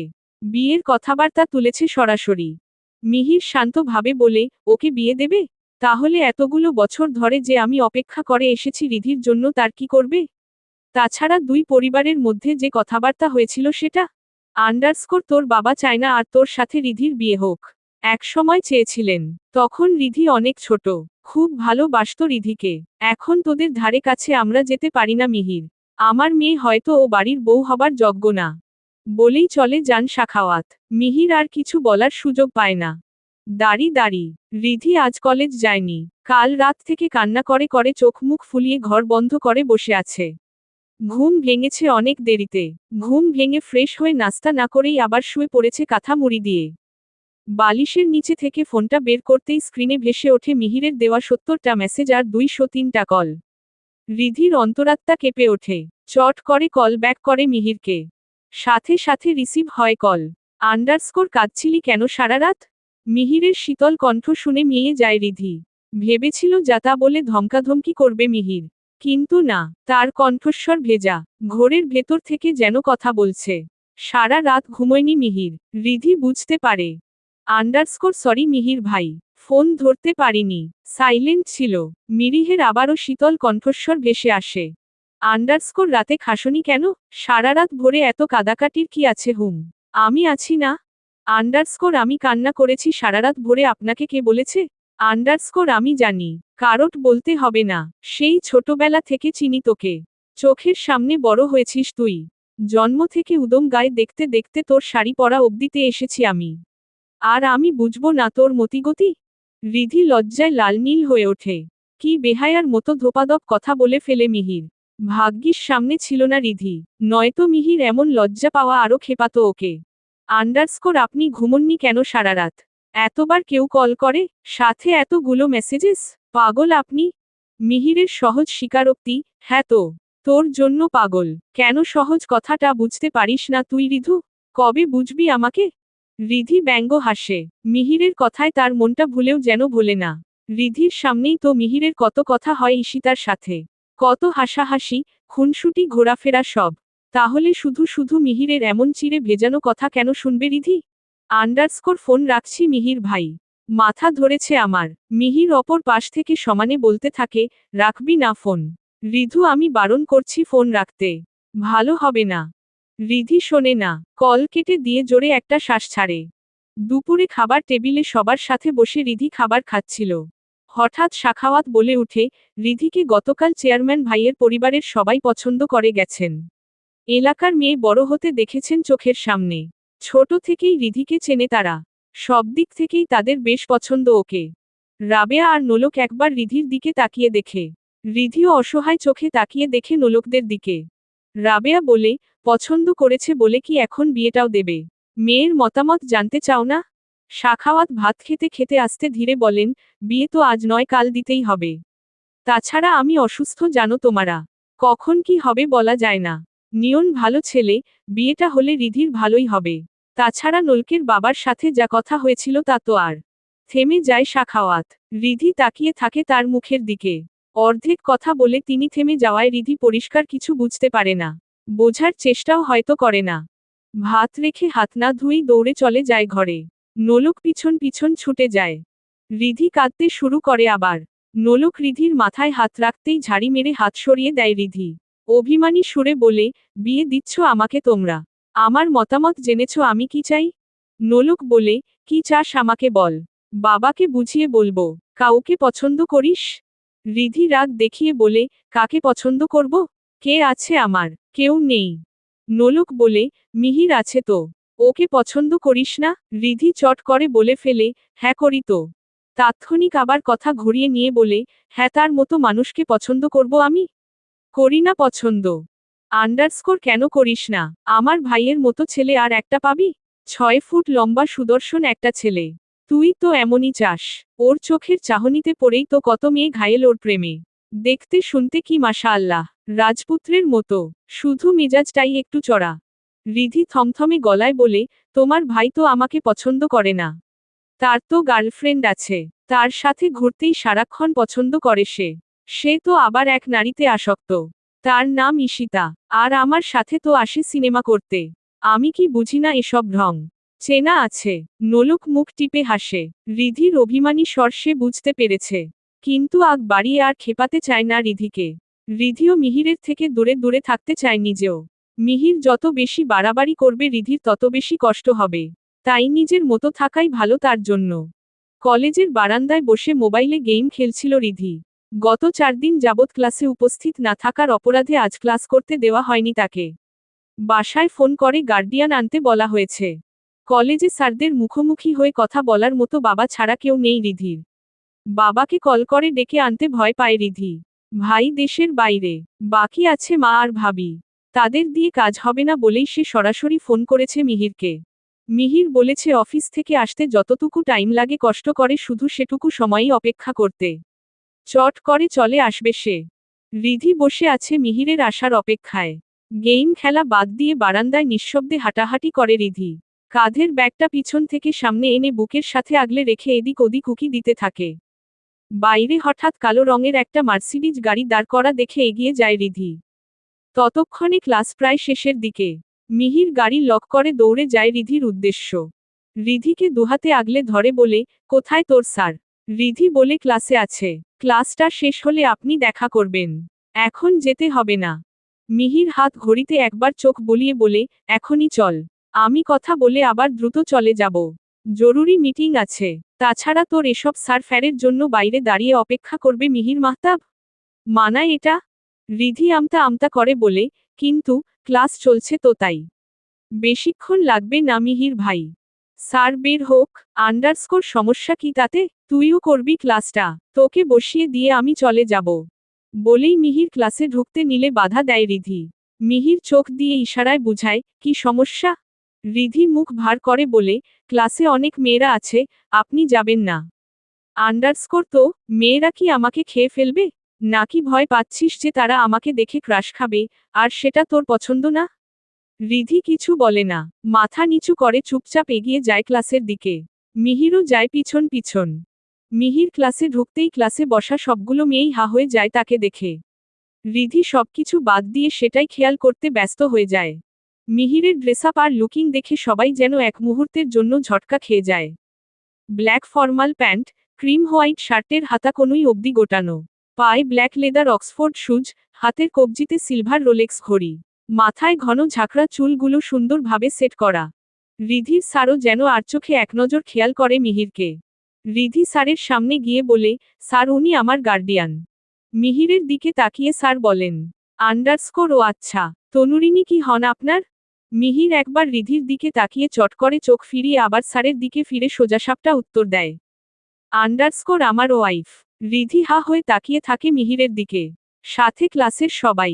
স্যার নিজেও যেন খানিকটা অবাক হয়ে যায়। মিহিরের সাথে রিধির স্যারের টুকটাক কথাবার্তা আর রিধিকে নিয়ে অভিযোগ চলতে থাকে। কথাবার্তা শেষ করে মিহির ক্লাসে বসিয়ে দেয় রিধিকে। তারপর সেখান থেকে বেরিয়ে ফোনে কথা বলতে বলতে দ্রুত উঠে বসে গাড়িতে। গাড়ি ছেড়ে দিয়ে ফোন নামিয়ে রাখতে না রাখতেই আবার কল করে রিধি। মিহির ড্রাইভ করতে করতে কলটা রিসিভ করে সিটের উপর রেখে দিয়ে বলে, আন্ডারস্কোর বল শুনছি। এখন আবার ফোন করেছিস কেন? স্যার চলে গেছেন। অপর পাশ থেকে রিধি বলে, হু। আন্ডারস্কোর থ্যাঙ্কস মিহির ভাই। একটা কথা ছিল, বলবো? আন্ডারস্কোর কি বলবি তা বুঝতে পারছি। তোকে ওয়াইফ বলেছি কেন এটা তো? আন্ডারস্কোর হুম। মিহির ঠোঁট কামড়ে হাসে। সামনের দিকে তাকিয়ে ব্যস্ত ভঙ্গিতে গাড়ি ড্রাইভ করতে করতে বলে, তো কি বলতাম তুই বল। ভাই বোন, ছি। আন্ডারস্কোর তুই আমার যা, সেটাই বলেছি। ছোটবেলা তোকে নিয়ে কত বউ জামাই খেলতাম তুই জানিস? খুব যে ছোট ছিলাম তা না। এই ধর যখন আমি 11-12 তখন সবে মাত্র তোর 2 বছর। আমি তখন তোর জন্য লাল টুকটুকে ছোট্ট একটা শাড়ি কিনে এনেছিলাম। তোকে নিজের হাতে পরিয়ে দিতাম। কোলে নিয়ে ঘুরতাম তোকে।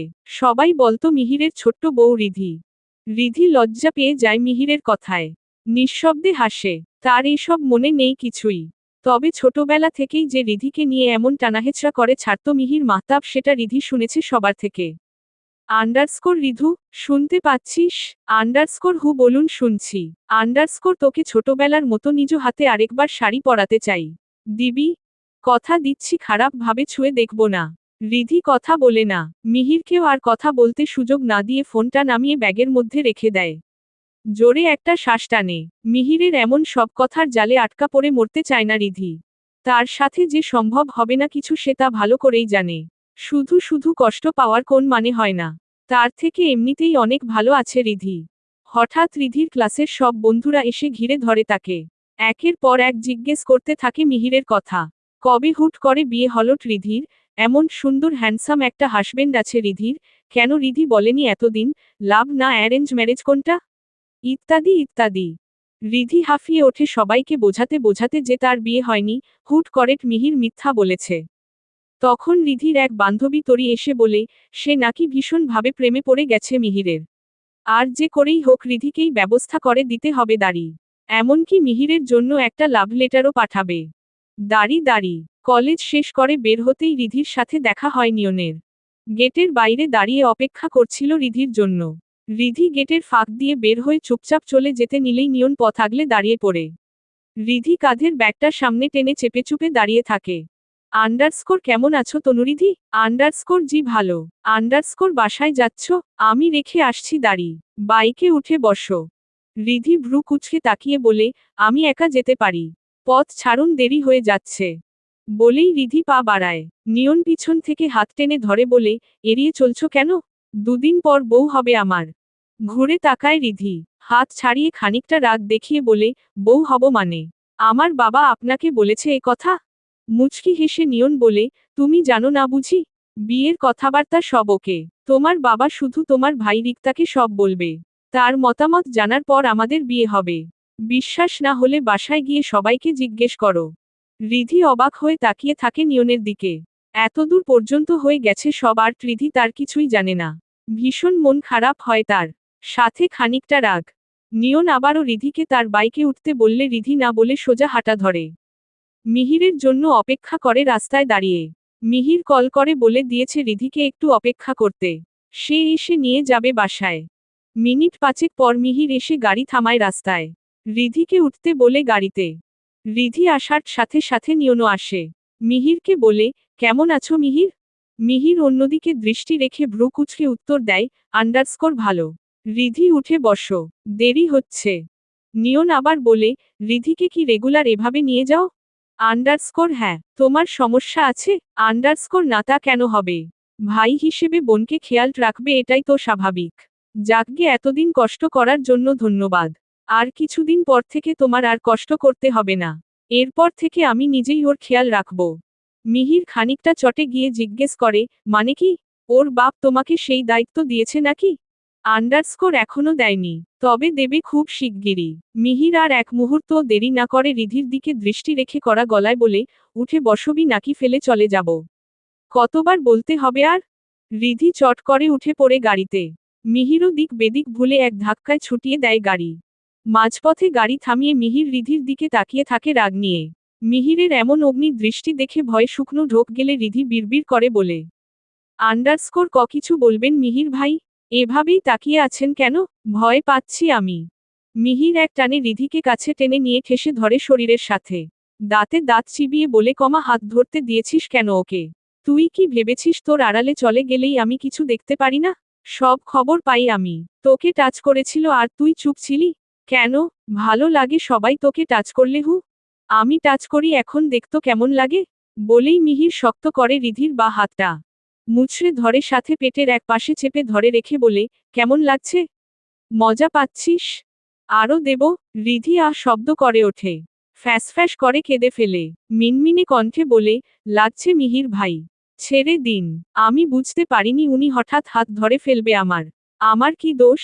ছেড়ে দিন। বুঝতে পারিসনি না? যখন বুঝতে পারলি তখন কি করছিলি? থাপ্পড় মেরে দিতি একটা। নাকি কষ্ট হতো? হ্যাঁ, ঠিক আছে, আমি দেখে নেব ওকে। ওর সাহস বেড়ে গেছে দেখছি। এর আগে একবার শাসিয়েছিলাম, ভুলে গেছে? দেখাচ্ছি আবার। এবার আর কোন ওয়ার্নিং চলবে না। সরাসরি অ্যাকশন। রিধির চোখের কোণে পানি দেখে চট করে পেটের পাশটা ছেড়ে দেয় মিহির। চুপচাপ সরে পড়ে রিধি। মুখ ঘুরিয়ে রাখে অন্যদিকে। মিহির আলগোছে রিধির মুখটা নিজের দিকে ঘুরিয়ে এনে দুহাতে গাল গলিয়ে দেয়। মিহিরের এমন শীতল স্পর্শে শিউরে ওঠে রিধি, মাথা নুইয়ে ফেলে। মিহির থুতনি ধরে উঁচিয়ে নিজের মুখের কাছাকাছি আনে রিধির মুখখানা। নাকের সাথে নাক ঠেকিয়ে আর ঠোঁটের সাথে ঠোঁটের বিন্দু পরিমাণ দূরত্ব না রেখে নেশালো কণ্ঠে বলে, ব্যথা পেয়েছিস বেবি? রিধি কেঁপে ওঠে। ফর্সা হাতের লোমগুলো জেগে ওঠে শিহরণে। মিহির খেয়াল করে, নিজের হাতটা রিধির পেটের ব্যথা দেওয়া স্থানে আবারও রাখে। এবার উষ্ণ কোমল স্পর্শ। হালকা চাপ দিয়ে টেনে নেয় আরও কাছে। রিধি চোখ বুজে রাখে। তিরতির করে কাঁপতে থাকে টকটকে নরম ঠোঁটখানা। মিহির আস্তে করে রিধির কানের কাছে ঠোঁট ছুঁয়ে ফিসফিস করে বলে, চোখ খোল রিধু বাচ্চা। এমন করিস না, পাগল হয়ে যাচ্ছি আমি। তোকে কাছে পেতে ইচ্ছে করছে খুব। কেমন হচ্ছে আমার রিধু? কি করি বল তো? রিধি নড়েছড়ে বসে। দূরত্ব বাড়াতে চাইলে মিহির শক্ত করে ধরে রাখে আরও খানিকটা। সরে যাস না প্লিজ। একবার ছুঁয়ে দেখতে দিবি। জাস্ট একবার, প্লিজ, প্লিজ। মিহিরের নেশাগ্রস্ত কণ্ঠস্বর আর করুণ চোখের চাহনিতে বুক কেঁপে ওঠে রিধির। কোন রকম রিস্ক নিতে চায় না সে। চটজলদি মিহিরকে এক প্রকার ধাক্কা দিয়ে দূরে সরে গমগমে কণ্ঠে বলে, সবার সাথেই কি এমন বিহেভ করেন আপনি? সুযোগ পেলে যাকে তাকে কাছে পেতে চান? ঈশিতা আপু জানে সব। মিহিরের ঘোর যেন কেটে যায় রিধির এমন ঝাঝালো স্বর শুনে। দুহাতে চুল খামচে ধরে নিজের। খানিকটা সময় নিয়ে স্বাভাবিক হয়ে গাড়িটা স্টার্ট দেয় পুনরায়। আমাকে নিয়ে তোর ধারণা যে এতটা খারাপ আগে জানা ছিল না। সুযোগ পেলে কাছে পেতে চাই? হা, খুব খারাপ আমি তাই না? সব জেনে বুঝেও এমন অপবাদ দিতে পারলি তুই? আমাকে বুঝিস না, ঢং করিস। কি জানি আমি? আপনার গার্লফ্রেন্ড থাকতেও আপনি আমার সাথে সুযোগ খোঁজেন? এটা অসভ্য লোক। মিহির আবারও গাড়িটা থামিয়ে দেয়। চোখ মুখ গম্ভীর করে ঠাস করে থাপ্পড় বসিয়ে দেয় রিধির গালে। অবাক হয়ে তাকিয়ে থাকে রিধি। ভয়ে চুপসে যায়। মিহির গাড়ি থেকে নেমে রিধির পাশের দরজাটা খুলে দিয়ে টেনে বের করে আনে তাকে। মাঝ রাস্তায় নামিয়ে দিয়ে একটা রিকশা ডেকে তুলে দেয় রিধিকে। 1000 টাকার একটা নোট বের করে রিকশাওয়ালার পকেটে ঢুকিয়ে দিয়ে বলে, সাবধানে নিয়ে যাবে। আর অন্যদিকে মুখ ঘুরিয়ে ভ্রু কুঁচকে রিধির উদ্দেশ্য বলে, বাড়ি চলে যাস। অসভ্য লোকের সাথে যেতে হবে না আর। এখন থেকে তোর নিয়নের সাথে যাস। আর আমার মতো লোকের সাথে দেখা না হওয়াই ভালো তোর। ভালো থাকিস। সকাল সকাল গোছগাছ হয়ে বসে আছে নোলক। দাওয়াতে যাবে আজ। বাইরে তুমুল বৃষ্টি। এদিকে ঘুম এখনো ছোটেনি তনুরিধির। রাত থেকে বৃষ্টি শুরু হয়েছে। এখনো থামার নাম নেই। আরাম করে ঘুমোচ্ছে সে। গত দুদিন যাবৎ মিহিরের সাথে তার দেখা হয়নি। একবার কল, মেসেজ কিছুই করেনি মিহির। তাতে অবশ্য রিধির কোন আসে যায় না। তবে মন খারাপ হয়েছিল এই আর কি। নোলক দরজায় কড়া নাড়ে রিধির। কয়েকবার ডাকাডাকির পর বিছানা ছেড়ে উঠে রিধি হাই তুলতে তুলতে এসে দরজা খুলে দেয়। নোলক চট করে ঘরে ঢুকে রিধির বিছানাটা গুছিয়ে দিতে দিতে বলে, তাড়াতাড়ি রেডি হয়ে নে রিধি। আমরা এক জায়গায় যাচ্ছি। আম্মা আব্বাকে বলে রাখা আছে। রিধি বিরক্ত হয়ে বলে, ঘুমটা তো ভাঙিয়ে দিলে, এখন আবার সকাল সকাল কোথায় নিয়ে যেতে চাও ভাবিপু? তোমার এই এক অভ্যাস। হুটহাট ঘুম থেকে টেনে তুলে এদিক সেদিকে নিয়ে যাও। নোলক হাসতে হাসতে বলে, হয়েছে, এত কথা বলিস না। হাত মুখ ধুয়ে নে। বিয়ের দাওয়াতে যাচ্ছি। দুদিন থাকবো। কিছু জামা কাপড় তুলে নে ব্যাগে। রিধি জিজ্ঞেস করে, বিয়ে? এখন আবার কার বিয়ে? ঈশিতার বিয়ে। কোন ঈশিতা? এতদিন যাকে মিহিরের গার্লফ্রেন্ড ভেবে এসেছিস সেই ঈশিতা। রিধি অবাক হয়ে তাকিয়ে থাকে। সামান্য হা হয়ে রাখা মুখটা নোলক হাত দিয়ে বুজিয়ে দিয়ে বলে, এত অবাক হওয়ার কিছু নেই। যাকে এতদিন ওর গার্লফ্রেন্ড ভেবেছিস সে আমাদের বোন হয়। আমার বড় মামার মেয়ে। মিহিরের সাথে ওর কিছুই নেই। সমবয়সী বলে বন্ধুর মতো সম্পর্ক। এর বেশি কিছু না। ঈশিতার বয়ফ্রেন্ডের সাথেই ওর বিয়ে হচ্ছে। বুঝেছিস কিছু? এবার চল। সবাই গতকালকেই গিয়েছে। শুধু মিহির থেকে গেছে আমাকে আর তোকে নেওয়ার জন্য। রিধি অবাক বনে চলে যায়। এতদিন সে মিহিরকে নিয়ে ঈশিতাকে কেন্দ্র করে কত বাজে বাজে চিন্তা করে এসেছে। ঈশিতাও কেমন নাটক বাজ মেয়ে। রিধিকে দেখে এমন ভাবভঙ্গি করেছে যেন রিধিকে সে সহ্য করতে পারে না। আর মিহির ওর সত্যি সত্যি। আর রিধি তাই বিশ্বাস করে মনে মনে কষ্ট পেয়ে এসেছে। তার মানে ইচ্ছে করেই রিধিকে এতদিন কাঁদিয়েছে মিহির। শয়তান লোক একটা। রিধি নিজের মনে হাসে। মিহিরের প্রতি তার ভুল ধারণা ভাঙাতে কেমন এখন ভালো লাগা কাজ করছে বেশি করে। রিধি নিজের মনকে গালি দেয়। দুদিন আগেও সে মিহিরকে কত বাজে ভাবে কথা বলে আঘাত করেছে। মিহির হয়তো কষ্ট পেয়েছে খুব। না হলে টানা দুদিন কোন খোঁজ নেয়নি রিধির। যে মানুষটা এক মুহূর্তের জন্য তাকে আড়াল করতে চায় না, সারাক্ষণ চোখে চোখে রাখে, বকাঝকা করে, এত এত কল টেক্সট দিয়ে পাগল করে ফেলে, তার কোন খোঁজ নেই এখন। রিধি নিজেও তো পারত একবার নিজে থেকে কল করতে, কিন্তু জেদ দেখিয়ে তা করেনি। দোষ তো মিহিরেরই। কেনই বা এমন মিথ্যা নাটক করতে হবে রিধির সাথে? একবার সত্যিটা বলে দিলে কি হতো? রিধিকে হালকা ধাক্কা দিয়ে নোলক বলে, কিরে, চল, দেরি হয়ে যাবে। রাস্তায় নিশ্চয়ই মিহির গাড়ি দাঁড় করিয়ে অপেক্ষা করছে। মিহিরের কথা শুনে মন হালকা হয় রিধির। আপনা আপনি মুখে হাসি ফুটে যায়। এক মুহূর্ত দেরি না করে এক দৌড়ে ওয়াশরুমে ঢুকে পড়ে শাওয়ার ছেড়ে দেয়। চট করে গোসল সেরে পরিপাটি হয়ে বেরিয়ে আসে ওয়াশরুম থেকে। বুঝতে পারেন বিয়ের জন্য কি পরে যাওয়া উচিত। তার উপর আজ তার মন ভালো। আলমারি থেকে কোনোরকম একটা স্কার্ট বের করে পরে নেয় আপাতত। সাথে একটা ব্যাগে করে নতুন একটা লেহেঙ্গা তুলে নেয় যাতে বিয়ের অনুষ্ঠানে পরতে পারে। কোমর অবধি ভেজা চুলগুলো কোনোরকম আছড়িয়ে ছেড়ে দিয়ে রাখে। মুখে হালকা রেগুলার ক্রিম মাখিয়ে নিয়ে চোখে হালকা কাজল পরে ঠোঁটে লিপস্টিক পরতে গিয়েও আর পরেনি মিহিরের কথা মনে করে। এক হাতে মিহিরের দেওয়া রোলেক্স ঘড়িটা পরে, অন্য হাতে পাতলা কিছু সিম্পল পাথরের চুড়ি পরে নেয়। গলায় কোনোরকম ওড়নাটা পেঁচিয়ে দৌড়ে যায় বারান্দায়। নোলক ছাতা হাতে দাঁড়িয়ে অপেক্ষা করছে গেটের বাইরে। বৃষ্টি তখন গুড়ি গুড়ি। নোলক ছাতাটা রিধির দিকে বাড়িয়ে দিলে রিধি তা সরিয়ে দিয়ে দৌড়ে যায় মিহিরের গাড়ির কাছে। চট করে উঠতে গিয়েও থেমে যায় আবার। দাঁড়িয়ে থাকে মিহির পারমিশন না দেওয়া অবধি। মিহির গাড়ির কাচ নামিয়ে এক পলক আর চোখে তাকায় রিধির দিকে। গুড়ি গুড়ি বৃষ্টিতে ভিজে যাচ্ছে মেয়েটা। চোখে মুখে বিন্দু বিন্দু পানি জমেছে। সদ্য গোসল করে আসা রিধিকে ভেজা চুলে অন্যরকম লাগছে। ফর্সা মুখটা আরো বেশি ধবধবে লাগছে। গলায় থাকা স্বর্ণের চিকন চেইনটা ঝলমল করে উঠছে রিধির বুকের উপর। মিহির চোখ ফিরিয়ে নেয়। দরজা খুলে দিয়ে কর্কশ গলায় বলে, কেউ সামনে বসতে চাইলে বসতে পারে। দরজা খোলা আছে। রিধি আস্তে ধীরে উঠে বসে মিহিরের পাশের সিটে। বরাবরই সে মিহিরের পাশে বসে এসেছে, তাই অভ্যেসটাও এমনই রয়ে গেছে তার। নোলক এসে ছাতা চাপিয়ে উঠে পড়ে গাড়িতে। পিছন সিটে বসে ব্যাগপত্র গোছাতে থাকে। মিহিরকে বলে, গাড়ি ছাড়তে। মিহির রিধির পাশে থেকে সিট বেল্টটা টেনে দিতেই রিধির শরীরের নেশা ধরানো সেই ঘ্রাণটা নাকে যায় তার। মিহির আর চোখে আরও একবার তাকায় রিধির দিকে। চোখ বন্ধ করে চুপচাপ বসে থাকে রিধি। গাড়ি স্টার্ট দিতে দিতে রিধির উদ্দেশ্য মিহির বলে, ওড়নাটা ঠিক করে পড়তে না পারলে জানালা দিয়ে ফেলে দিলেই হয়।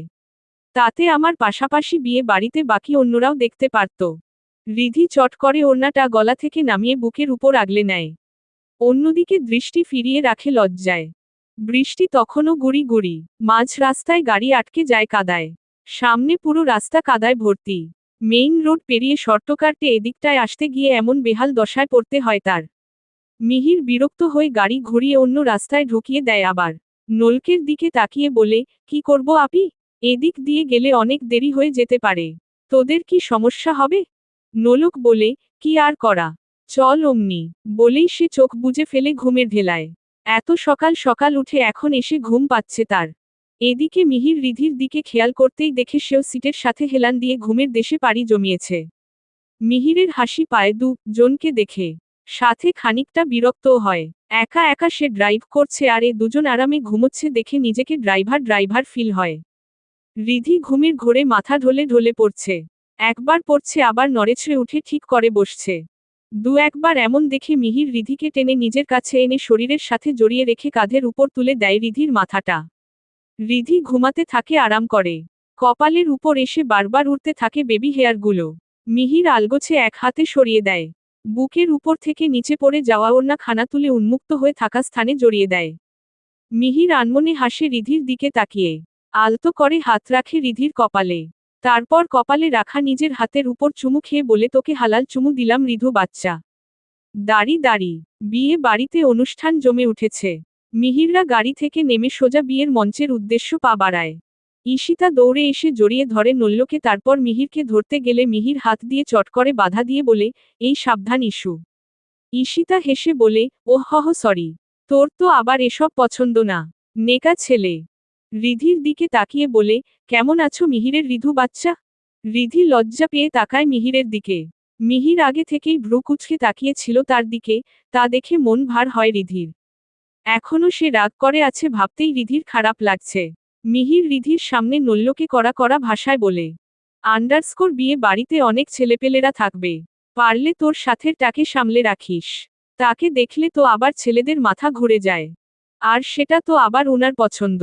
যত সব বলেই মিহির চলে যায় অন্যদিকে। মায়ের কাছে যেতেই মিহিরের মা জড়িয়ে ধরে তাকে। শাড়ির আঁচল দিয়ে কপাল মুখ মুছে দেয় মিহিরের। মায়ের বড্ড আদরের ছেলে সে। মিহির তার মায়ের কপালে চুমু খেয়ে বলে, কাল থেকে তোমাকে দেখি না, কত মিস করছি জানো। বাবা কোথায়? তোমার বৌমাকে সাথে এনেছি। সে তো আবার তার শ্বশুরকে দেখে ভয় পায়। মিহিরের মা বলেন, রিধিকে এনেছিস? কোথায়? মিহির হাত ইশারায় নল্যকে বলে, রিধিকে পাঠিয়ে দিতে। নোলক রিধিকে নিয়ে এগিয়ে আসে। মিহিরের মা জড়িয়ে ধরে রিধিকে, কপালে চুমু খায়। রিধিও আলিঙ্গন করে তাকে। রাতে বিয়ের মঞ্চের পাশাপাশি নাচের মঞ্চ সাজানো হয়েছে জাঁকজমকপূর্ণভাবে। চারদিকে আলোয় ঘেরা দোতলা বাড়ির বাইরে বিশাল জায়গা জুড়ে নানান রকম সাজসজ্জায় ফুটিয়ে তোলা হয়েছে। রঙিন আলো ঘিয়ে আছে চারদিক জুড়ে। রাত আর দিনের পার্থক্য বোঝা দেয়। নাচের জন্য মঞ্চে উঠে একের পর এক গানের তালে তালে শরীর দোলাচ্ছে ছেলে মেয়েরা। ঈশিতা সকলের সামনের সারিতে বউ সাথে বসে আছে রাজকীয় আসনে, সাথে তার বর। সবাই ছবি তুলছে তাদের সাথে। মিহির এক পাশে দাঁড়িয়ে অপেক্ষা করছে রিধির জন্য। খানিকক্ষণ পর নলকের সাথে রিধিকে আসতে দেখা যায়। রিধির পরনে গোল্ডেন লেহেঙ্গা, চুলগুলো ছেড়ে দেওয়া, মুখে তেমন সাজগোজ নেই বললেই চলে। হয়তো বা মিহিরের ভয়ে। তাছাড়া এমনিতেও রিধি অপরূপ সুন্দরী, খুব সাজগোজের প্রয়োজন হয় না তার। মিহির একবার নিজের পরনের পাঞ্জাবির দিকে তাকায়। রিধির ড্রেসের সাথে বেশ মিলে গেছে তার পাঞ্জাবিটা। রিধি দূর থেকে তাকিয়ে দেখে মিহিরকে, পাঞ্জাবি পায়জামা পরনে, হাতা গুটিয়ে রাখা কনুই অবধি। হাত ঘড়িটা দূর থেকে ঝলমল করে উঠছে। খোঁচা দাড়িতে হাত বুলিয়ে মিহির এক হাতে মোবাইল ফোনটায় মনোনিবেশ করে রেখেছে। বেশ আকর্ষণীয় লাগছে তাকে দেখতে। রিধি এগিয়ে আসতেই মিহির সরে যায় সেখান থেকে। নোলক এক পাশে বসিয়ে দেয় রিধিকে। তারপর মিহিরের কথামতো পাশেই বসে থাকে তার, যাতে এলোমেলো কোন ছেলেপেলে এসে রিধির সাথে কথা বলতে চেষ্টাও না করে। হঠাৎ নলকের ফোন আসায় সে উঠে চলে যায় লোকালয়ের বাইরে। রিধির পাশে এসে খপ করে বসে পড়ে অচেনা একটা ছেলে।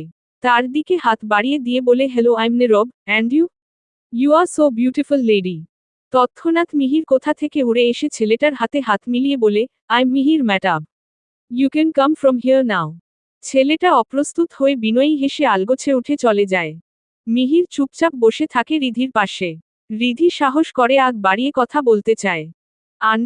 এখনো রেগে আছেন? কথা বলবেন না? মিহির কথা বলে না, ভ্রু কুঁচকে অন্য দিকে দৃষ্টি মেলে রাখে। রিধি আবার বলে, মিহির ভাই, সরি, মাফ করে দিন না, একবার কথা বলুন। মিহির গমগমে কণ্ঠে বলে, আমার মতো অভদ্র লোকের সাথে কারো কথা বলতে হবে না। বিয়ে খেতে এসেছিস, চুপচাপ বিয়ে খেয়ে চলে যাবি। বলেই মিহির উঠে চলে যায়। রিধি ও দৌড়ে পিছন পিছন যায় তার। মিহিরের হাত ধরতেই এক ঝটকায় ঝাড়ি দিয়ে হাত সরিয়ে আনে সে। তেড়ে এসে ধমকিয়ে রিধিকে বলে, পুরুষ মানুষের হাত ধরতে খুব ভালো লাগে। নোংরামো করতে চাস? হ্যাঁ, অভদ্র মেয়ে একটা। রিধি অবাক হয়ে তাকিয়ে থাকে। তারই করা অপমান মিহির ফিরিয়ে দিল মনে হলো তার কাছে। কষ্ট পায় রিধি, চোখের কোণে পানি জমে। অভিমানী কণ্ঠে আস্তে করে বলে, সরি মিহির ভাই। ভোরবেলা ঘুম ভাঙ্গে রিধির। প্রতিদিনের মতো আজ তাকে ডেকে ডেকে উঠাতে হয়নি। অচেনা অন্যের বাসায় এসে ঠিক মতো ঘুম হয় না তার। রাতেক নলকের সাথে ঘুমিয়েছিল। নোলককে রেখেই কাক ডাকা ভোরে বিছানা ছেড়ে উঠে রিধি বাইরে চলে যায় হাঁটতে। ঈশিতাদের বাড়ির সাথেই মেইন রোড। রিধি ফ্রেশ না হয়েই সিম্পল একটা লেডিস টি শার্ট সাইজের স্কার্ট পরে বেরিয়েছে রাস্তায়। রাস্তা থেকে খানিকটা দূরে অপর পাশে একটা বেবি পার্ক। এত ভোরে রাস্তা পুরোপুরি ফাঁকা থাকায় রিধি খুব সহজেই হাঁটতে হাঁটতে রাস্তা পার হয়ে পার্কের সামনে গিয়ে দাঁড়ায়।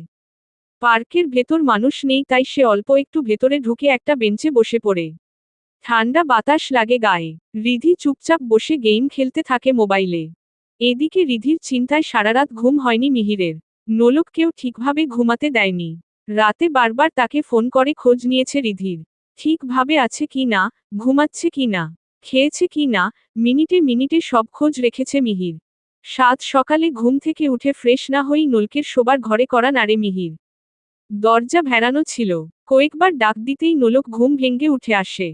মিহিরকে দাঁড়িয়ে থাকতে দেখে চোখ ডলে জিজ্ঞেস করে, কি হয়েছে? এমন ভোর বেলা কেউ ঘুম ভাঙায়? কি বলবি বল তাড়াতাড়ি। মিহির ঘরের ভেতর উকি দিয়ে বলে, রিধির কই আপি? ও উঠেছে। নোলক বিছানায় খেয়াল করতেই দেখে রিধি নেই। ওয়াশরুমে উকি দিয়ে দেখে সেখানেও নেই। এদিক সেদিকে খুঁজে দেখে ঘুমের ঘোরে মিহিরকে বলে, হয়তো ছাদে আছে। তাছাড়া আর কোথায় থাকবে? ও আর এখানে কিছু চেনে না। বলেই নোলক আবার বিছানায় গিয়ে ঢলে পড়ে ঘুমে। মিহির বিরক্ত হয়ে নিজের মনে বিড়বিড় করে, ভোরবেলা উঠে ছাদে চলে গেছে কাউকে না বলেই। ফাজিল মেয়ে। মিহির নিঃশব্দে ছাদের দিকে পা বাড়ায়। উকি দিয়ে দেখে তিনি নেই। বুকের ভেতর ধক করে ওঠে তার। দৌড়ে নিচে গিয়ে এদিকে সেদিকে খুঁজতে থাকে, কোথাও নেই। পরিচিত সবগুলো রুমে নক করে জিজ্ঞেস করে রিধির কথা। কিন্তু কোথাও নেই সে। চিন্তায় পড়ে যায় মিহির। গত রাতে ও ভাবে কথা বলায় কি সে রাগ করে একাই চলে গেল কোথাও, ওর তো আবার মাথার ঠিক নেই। যা মনে চায় তাই করবে। বেয়াক্কেল মেয়ে একটা। মনে মনে বকে মিহির। বুকের ভেতর ধকধক শুরু হয়। বাড়ির আশপাশটা ঘুরে এসে কোথাও না পেয়ে ফোন করে রিধিকে।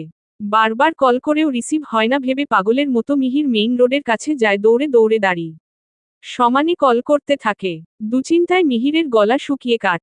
ঘাম ঝরে কপাল বেয়ে। প্রায় 20 মিনিট এদিক ওদিক দৌড়ে কল করেও পায় না রিধিকে। বারবার টেক্সট করে কল ধরতে বলেও কাজ হয় না। এদিকে রিধি তার ফোনের স্ক্রিনে বারবার মিহিরের নামে কল আসা দেখেও পাত্তা না দিয়ে আপনপনে গেম খেলছে। খানিকক্ষণ এভাবে কাটার পর মিহির বাসায় একবার কল দিতে চায়। রিধি একা চলে গেছে কি না জানার জন্য। কিন্তু কিছু একটা ভেবে আর দেয় না। যদি নাট গিয়ে থাকে তো শুধু শুধু সবাই টেনশনে পড়বে। তাছাড়া রিধির যোগ্যতা হবে না একা একা বাসায় ফেরার। মিহির পাগলের মতো নিজের মাথার চুল খামচে ধরে আবার কল করে রিধিকে, বিড়বিড় করে বলে, please pick up the phone baby, I am feeling very worried. তবুও ফোন ধরে না রিধি। মিহির রাস্তার এ পাশ ও পাশ খুঁজতে খুঁজতে হঠাৎ চোখ পড়ে পার্কের দিকে। খানিকটা আন্দাজ করে এগিয়ে যেতেই দেখে স্কার্ট পরা একটা মেয়ে বসে আছে মাথা নিচু করে। মিহির দৌড়ে একদম কাছে গিয়ে দেখে রিধি। বসে বসে মোবাইলে গেম খেলছে সে। মিহির এক টান মেরে দাঁড় করিয়ে দেয় রিধিকে। রিধি কিছু বুঝে ওঠার আগেই পরপর গালের উপর সপাটে 3-3টে থাপ্পড় বসে যায় পুরুষালী শক্ত হাতে। চমকে ওঠে রিধি। গালে হাত চেপে দাঁড়িয়ে থাকে মাথা নিচু করে। মিহির আবার তার চোয়ালটা চেপে ধরতেই ফুপিয়ে কেঁদে ওঠে। গর্জন করতে করতে বলে, ফাজিল মেয়ে। একা একা এদিক সেদিকে ঘুরে বেড়াতে খুব ভাল্লাগে হ্যাঁ? ফোন দিচ্ছি কতবার, ধরতে কি হয়? কাকে বলে এসেছি সেখানে? বলা নেই কওয়া নেই ঢ্যাং ঢ্যাং করে ঘুরতে বেরিয়েছিস? রিধি একবার সাহস করে মুখ তুলে জেদ দেখিয়ে বলতে চায়, তাতে আপনার কি? কিন্তু মিহিরের শুকিয়ে যাওয়া মুখটার দিকে তাকিয়ে দমে যায় সে। মিহিরের চোখের কোণে পানি দেখে খারাপ লাগে রিধির। সাথে অনেক পরিমাণ ভালোও লাগে। কি পরিমাণ দুশ্চিন্তা আর ভয় পেয়েছিল মিহির, তাকে দেখেই স্পষ্ট বুঝতে পারছে রিধি। মিহির আবার চেঁচিয়ে উঠে বলে, কথা বলছিস না কেন ফাজিল মেয়ে? আমাকে চাপে রাখতে খুব ভাল্লাগে তোর না? খুব মজা লাগে? বুড়ো বয়সে এসে তোর জন্য এত টেনশন আর নিতে পারি না। হাঁফিয়ে উঠেছি আমি। আজ একে সরাও, কাল তাকে সরাও। সারাক্ষণ চোখে চোখে রাখো। আর একটু চোখের আড়াল করলাম তো আস্ত মানুষটাই ভ্যানিশ। উফ ফফ। রিধি মাথা নিচু রেখেই খানিকটা রাগ দেখিয়ে বলে, কে বলেছে এত কিছু করতে? না করলেই তো পারেন। এত মারামারি ধরাধরি করে শুধু শুধু নিজের মান খোয়াতে কে বলেছে? চেয়ারম্যানের ছেলেকেও ছাড় দেননি। সেদিন রাতে বাইক দিয়ে ধাক্কা মেরে ফেলে দিয়েছেন রাস্তার উপর। হাতের কবজিতে সমস্যা হয়েছে ওনার।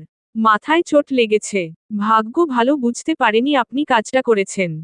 মিহির ফট করে রিধির নুয়ানো মাথাটা থুতনি ধরে উপরে তুলে রাগী চোখে তাকিয়ে বলে, বুঝতে পেরেছে তো অবশ্যই।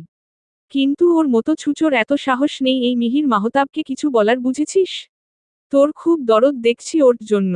বিয়ে করতে চাস ওকে? এত পছন্দ? রিধি চুপচাপ দাঁড়িয়ে থাকে কিচ্ছুটি বলে না। মিহির হাত ধরে হিড়হিড় করে টানতে টানতে বলে, বাসায় ফিরে চল। তোর থাকতে হবে না কোথাও। তোকে ইচ্ছে করে লোহার শিকল পরিয়ে বেঁধে রাখি নিজের সাথে। যাতে এক পাও আমাকে ছাড়া নড়তে না পারিস। চল বাসায় চল। রিধি ঝাড়ি দিয়ে হাত ছাড়িয়ে নিয়ে কাঁদতে কাঁদতে চেঁচিয়ে বলে, হাত ছাড়ুন। যাব না আপনার সাথে। সব সময় আপনার এত টানা হেঁচড়া আমার ভালো লাগে না। আমি কি মানুষ না? কেনা সম্পত্তি আপনার? অসহ্য হয়ে পড়েছি আমি। মুক্তি দিন আমাকে। মিহির সোজা রিধির মুখোমুখি দাঁড়িয়ে ঠান্ডা কণ্ঠে আস্তে করে বলে, মুক্তি নেই তোর। আজীবন তোকে বন্দি করে রাখবো আমার বুকের খাঁচায়। তুই একমাত্র আমারই সম্পদ বুঝেছিস? যত পারিস অসহ্য হতে থাক। কিন্তু আমার হাত থেকে তোর মুক্তি? উহু, সে আশা ভুলে যা। দাঁড়ি দাঁড়ি। ছাদের উপর মাদুর বিছিয়ে সকলেই গোল হয়ে বসেছে। ঈশিতা আর ওর স্বামীকে উপলক্ষ করে গানের আসর বসেছে সেখানে। সবাই গানবাজনার পাশাপাশি বিভিন্ন ধাঁধা, বাজি, আর কাগজে সবার নাম লিখে ট্রুথ অর ডেয়ার খেলছে। নলকের সাথে রিধিও অংশগ্রহণ করেছে সেই খেলায়। মিহির দূরে দাঁড়িয়ে আপন মনে ফোন চালাচ্ছে। ঈশিতা একবার ডাকে, এই মিহির আয় না।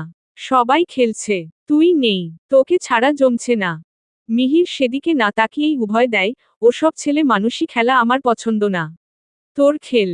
নোলকও একবার ডাকে। মিহির পাত্তা দেয় না সেদিকে। কয়েকবার সবাই মিলে জোড়াজুড়ি করার পর বিরক্ত হয়ে মিহির এসে বসে পড়ে খেলার আসরে। নাম লেখা কাগজগুলো নেড়েচেড়ে ছেড়ে দিয়ে তারপর সেখান থেকে রিধিকে দিয়ে একটা কাগজ উঠানো হয়। কাগজে নোলকের নাম পাওয়া যায়। নোলক ডেয়ার বেছে নেয়। তাকে বলা হয় এই মুহূর্তে কিছু একটা করে দেখাতে যাতে রিধির মন খুশি হয়ে ওঠে। নোলক অনেক ভেবে বলে, এই মুহূর্তে এমন একটাই কাজ সে পারবে, তা হলো একটা গুড নিউজ। নোলক বলে, পরশু তোর ভাইয়া দেশে ফিরছে রিধু। খুশিতে রিধি লাফিয়ে নোলকের গলা জড়িয়ে ধরে। কণ্ঠ ভেজা। নোলকেকে জড়িয়ে বলে, সত্যি বলছো ভাবিপু? ভাইয়া আসবে, আগে জানাওনি কেন আমাকে? খুব খুশি লাগছে আমার। নোলক বলে, হ্যাঁ তোর ভাইয়া তোকে আগেই জানাতে বারণ করেছিল। সারপ্রাইজ দিতে চেয়েছিল। শুধু তোর ভাইয়া না, আমার ছোট কাকা কাকিও চলে আসছে। সবাই একসাথে ফিরবে। রিধির আনন্দ যেন আর ধরে না। রিক্ত দেশে ফিরছে, সাথে মিহিরের চাচা চাচিও। তারা এতদিন বিদেশ থাকত। রিক্ত 2 বছর আগে তাদের কাছে চলে গিয়েছিল। পাশাপাশি বাসায় থাকত এবং সেখানে একটা বড় কোম্পানিতে জব করত। নোলকের খেলার পর্ব শেষ হতেই আবার আগের মতো করে কাগজ চালানো হয়। এবার ঈশিতা চালায়। মিহিরের নাম লেখা ওঠে। মিহিরকে জিজ্ঞেস করলে সে এদিক সেদিকে না ভেবে ডেয়ার বেছে নেয়। ঈশিতা শয়তানি হাসে। রিধিকে প্রপোজ কর মিহির। মানে? হ্যাঁ, তুই ডেয়ার নিয়েছিস। এখন আমরা যা বলবো তোকে সেটা করতে হবে না? মিহির রাগ দেখিয়ে বলে, তাই বলে এইটা করতে হবে? কি সব খেলা তোদের? সবাই চেঁচিয়ে বলে, হ্যাঁ প্রপোজ করতে হবে। ভয় পেলে চলবে না, করতে হবে। রিধি লজ্জায় পড়ে যায়। চুপচাপ মাথা নুইয়ে বসে থাকে। এমন একটা শর্ত দিয়ে বসবে ঈশিতা সে ভাবতে পারেনি। মিহির খানিকক্ষণ চুপচাপ বসে আস্তে ধীরে উঠে ছাদের এক কোণায় গিয়ে দাঁড়ায়।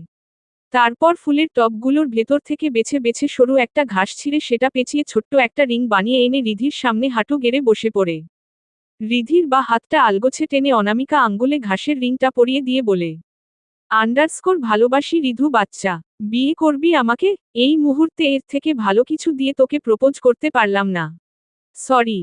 সবাই একসাথে হাতে তালি দিয়ে ওঠে। কেউ কেউ ঠোঁট দিয়ে শীষ বাজায়। রিধি বুঝতে পারে না কি করবে। ঘাসের রিংটার দিকে তাকিয়ে তার ভালো লাগে ভীষণ। এক রকম উত্তেজনা কাজ করে তার ভেতর। মিহির, তার প্রিয় পুরুষ তাকে ভালোবাসার কথা বলেছে। যেটা সে এতদিন ধরে চেয়ে এসেছে। আজ তা পূরণ হলো। প্রচণ্ড খুশি আর লজ্জা একাকার হয়ে রিধিকে এলোমেলো করে দেয়। রিধি চুপ করে বসে থাকে। কিছু বুঝতে পারে না বিধায় সে উঠে চলে যেতে নিলে হাত টেনে ধরে মিহির। কোথায় যাচ্ছিস?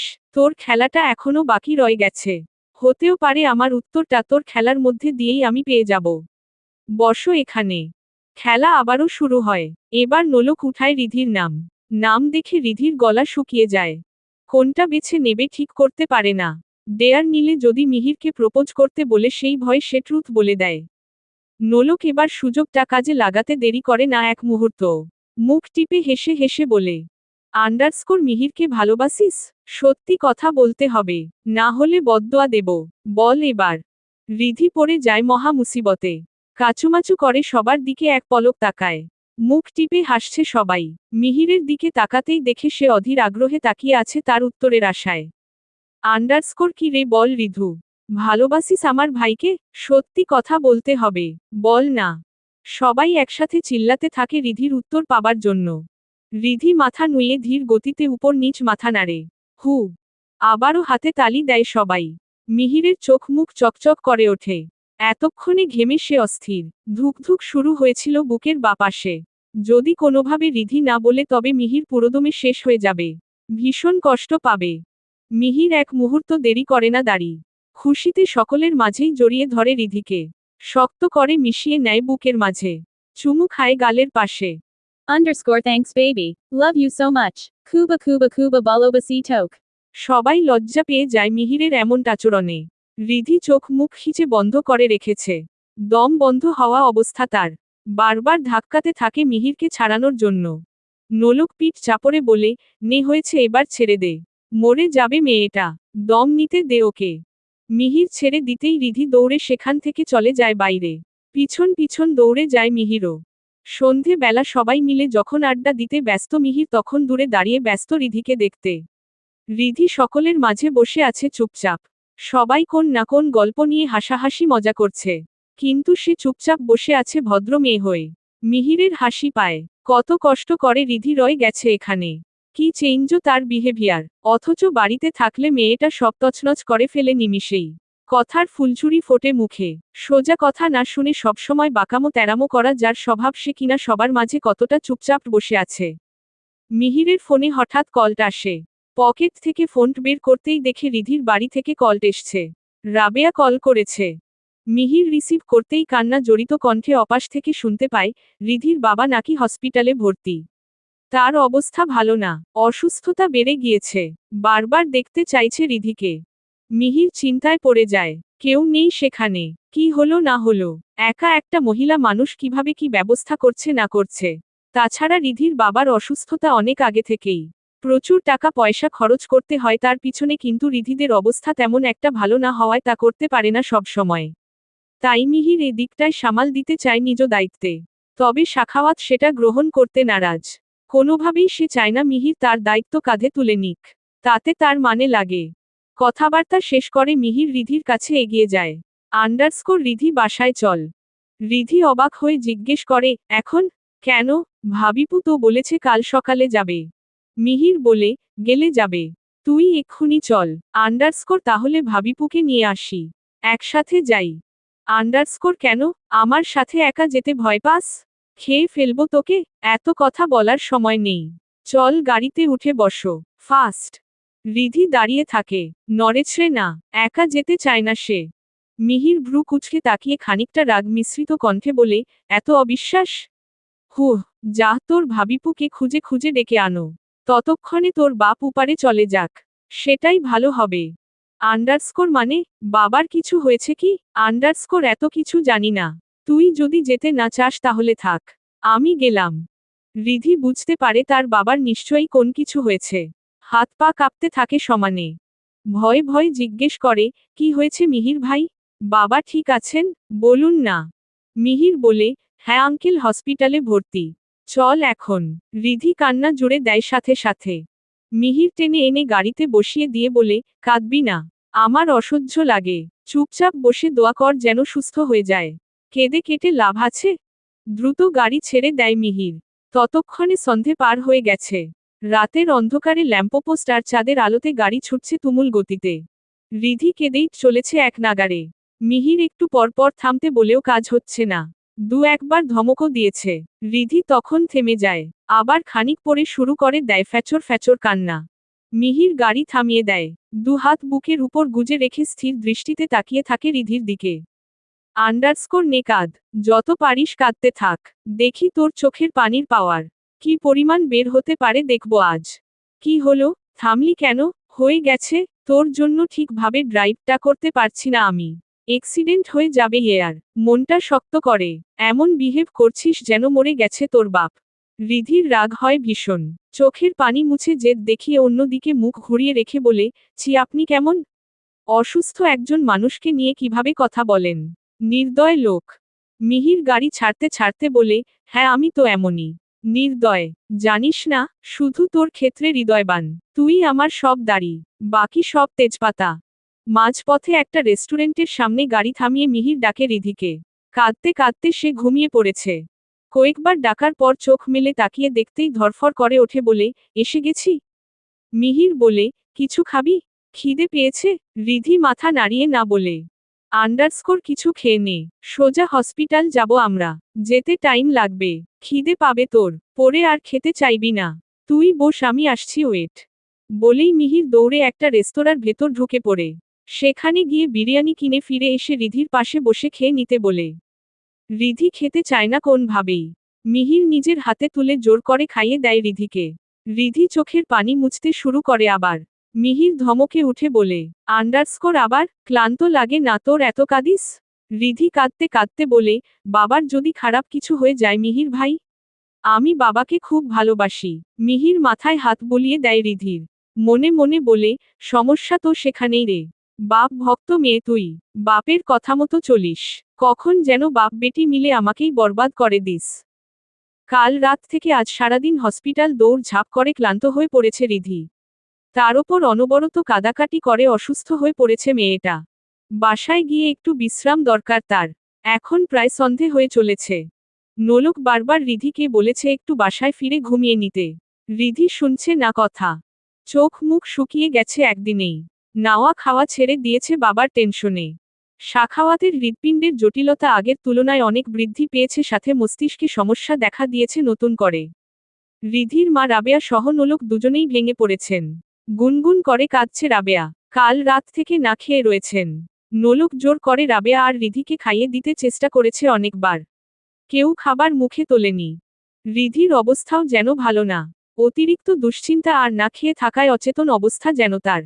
মিহির কাল রাতে আসার পর থেকেই চিকিৎসা ঘটিত বিষয়গুলো নিয়ে একাই সব দৌড়ে ঝাঁপ সামলাচ্ছে। এক মুহূর্ত রেস্ট নেই তার। টাকা পয়সা থেকে যত রকম ওষুধপত্র দরকার সব করছে এক হাতে। হসপিটালে বাবার কেবিনের বাইরে করিডোরে একটা বেঞ্চে হেলান দিয়ে বসে আছে রিধি। চোখ বুজে রাখা, মাথার চুল এলোমেলো, চোখ মুখ শুকনো। মিহির এসে রিধিকে এমন অবস্থায় দেখে মেজাজ বিগড়ে যায় তার, সাথে খারাপও লাগে খুব। সারাদিন খেয়াল রাখতে পারেনি মেয়েটার। দৌড়ের উপর ছিল। ফিরে এসেই দেখে মেয়েটার এমন অবস্থা। রিধিকে কাঁধে হালকা ধাক্কা দিয়ে ডাকতে থাকে মিহির। রিধু, ঘুমিয়ে পড়েছিস? এই, রিধি আস্তে করে উঠে চোখ মেলে তাকায়। মিহির পাশেই বসে পড়ে। রিধি শুকনো কণ্ঠে বলে, না মিহির ভাই, ঘুমোইনি, চোখ লেগে যাচ্ছিল। রিধির কণ্ঠে জোরতা, হাত পা অবশের মতো।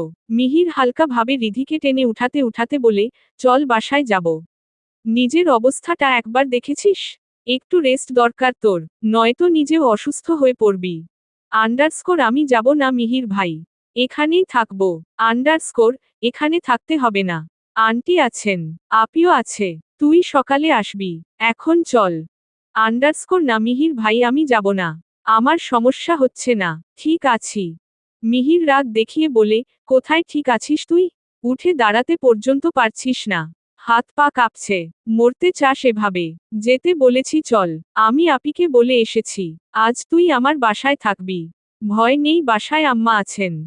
বলেই মিহির রিধিকে হাত ধরে উঠাতে চায়। রিধি ঝাড়ি দিয়ে হাত ছাড়িয়ে নিয়ে কান্না মিশ্রিত কণ্ঠে চেঁচিয়ে বলে, যাব না আমি আপনার সাথে। ছাড়ুন, মরে গেলেও যাব না। আপনার বাবার জন্য সব হয়েছে। আপনি বারবার আমার পিছনে পড়ে থাকেন কেন? আমার জন্য নিজের বাবার সাথে গরমিল করে চলেন বলেই সে আমার বাবাকে বাজে ভাবে কথা শুনিয়েছেন। ডেকে নিয়ে শাসিয়েছেন। আমাকে নিয়ে নোংরা কথা বলেছেন উনি। এজন্য বাবা অসুস্থ হয়ে পড়েছে এভাবে।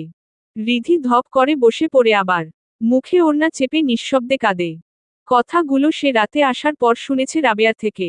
কিন্তু রাবেয়া বারণ করে দিয়েছিল মিহিরকে বলতে।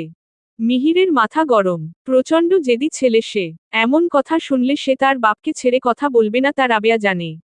এমনিতেও রিধিকে বিয়ের কথা বলার পর থেকে বাপ ছেলের মাঝে মনোমালিন্য চলছে বেশ কিছুদিন যাবৎ। এখন যদি মিহির জানে তার এমন কর্মকাণ্ডের জন্য রিধির অসুস্থ বাবা আরও বেশি অসুস্থ হয়ে পড়েছেন, তাহলে বাপ ছেলের মাঝে বর্ষর ঝামেলা বেঁধে যাবে। রিধি মুখ ফসকে বলে ফেলেছে কথাগুলো। মিহির দ্বিতীয়বার আর জিজ্ঞেস করে না রিধিকে।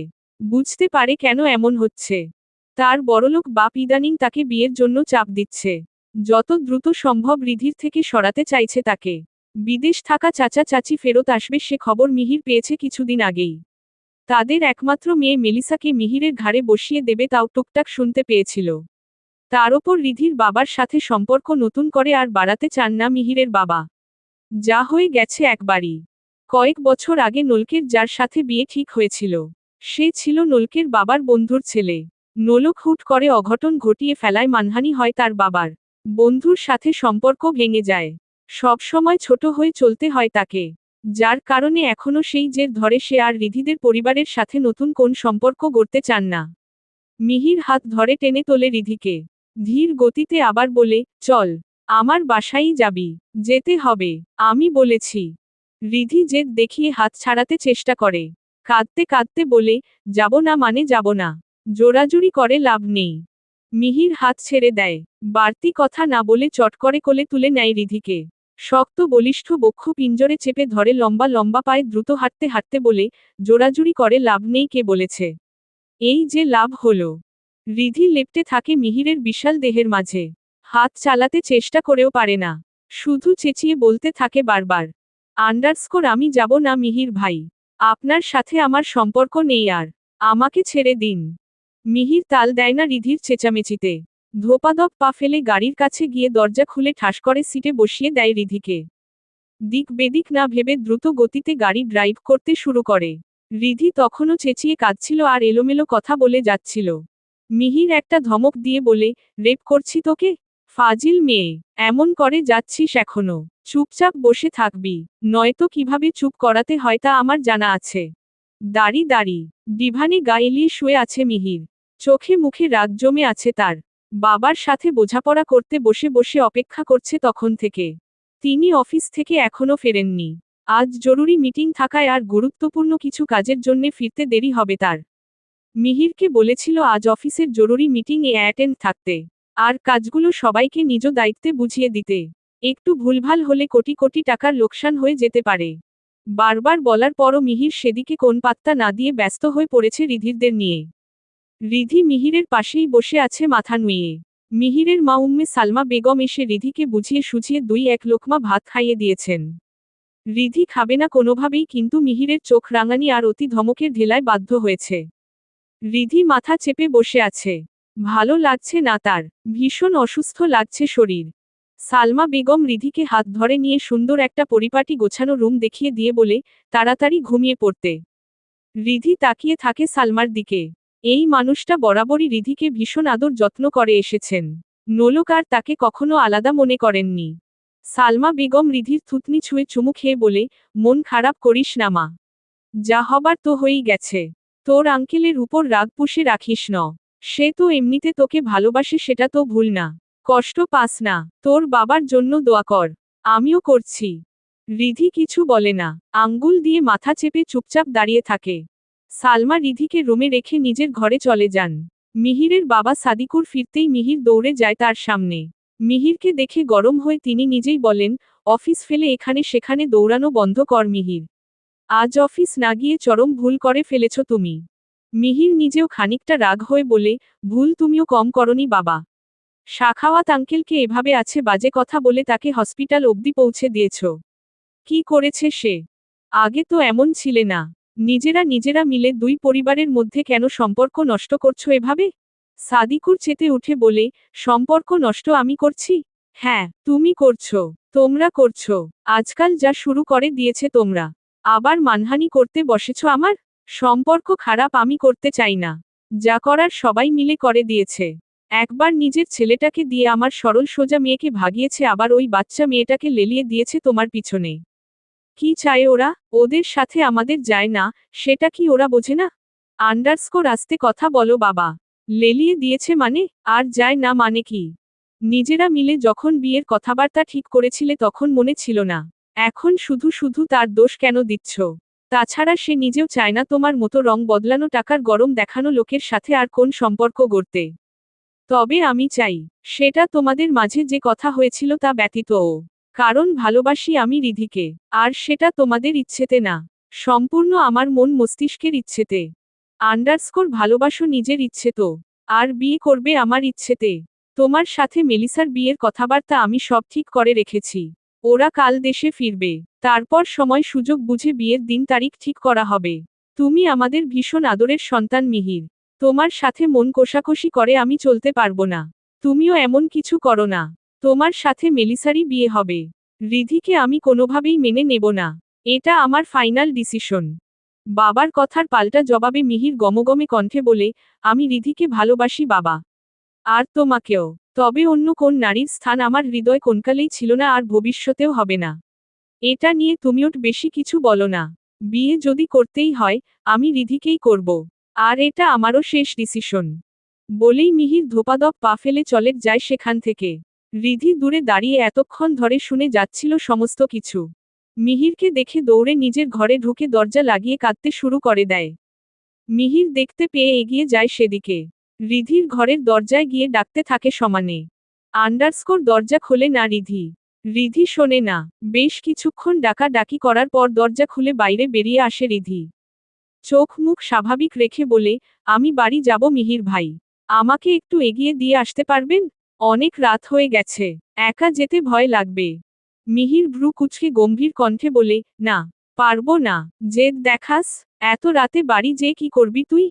বাড়িতে কোন লোকজন নেই। একা থাকতে পারবি? পারবো। আপনি শুধু কষ্ট করে একটু এগিয়ে দিয়ে আসবেন। না দিলেও সমস্যা নেই। একাই যাচ্ছি। বলেই রিধি বের হতে চায়। মিহির হাতটা টেনে ধরে আবার ঘরে ঢুকিয়ে দেয় রিধিকে। ভেতর থেকে দরজা বন্ধ করে দিয়ে বিছানায় বসিয়ে দিয়ে বলে, নে এবার যা দেখি। কত সাহস! রিধি উঠতে নিলে মিহির আবারও হাত টেনে ধরে ধপাস করে ফেলে দেয় বিছানায়। তারপর রিধির ছোট্ট শরীরটার উপর ভর করে উপর হয়ে মুখের কাছে মুখ ঠেকিয়ে বলে, কথা শুনিস না কেন তুই? সারাক্ষণ এত টানাহেচড়া করতে আর ভালো লাগে না। একটু বোঝ আমাকে। ভালোবাসি তোকে। ছাড়তে পারবো না। সারা দুনিয়া একদিকে থাকলেও আমি শুধু তোর দিকে থাকব। তুই শুধু এমন করিস না জান বাচ্চা।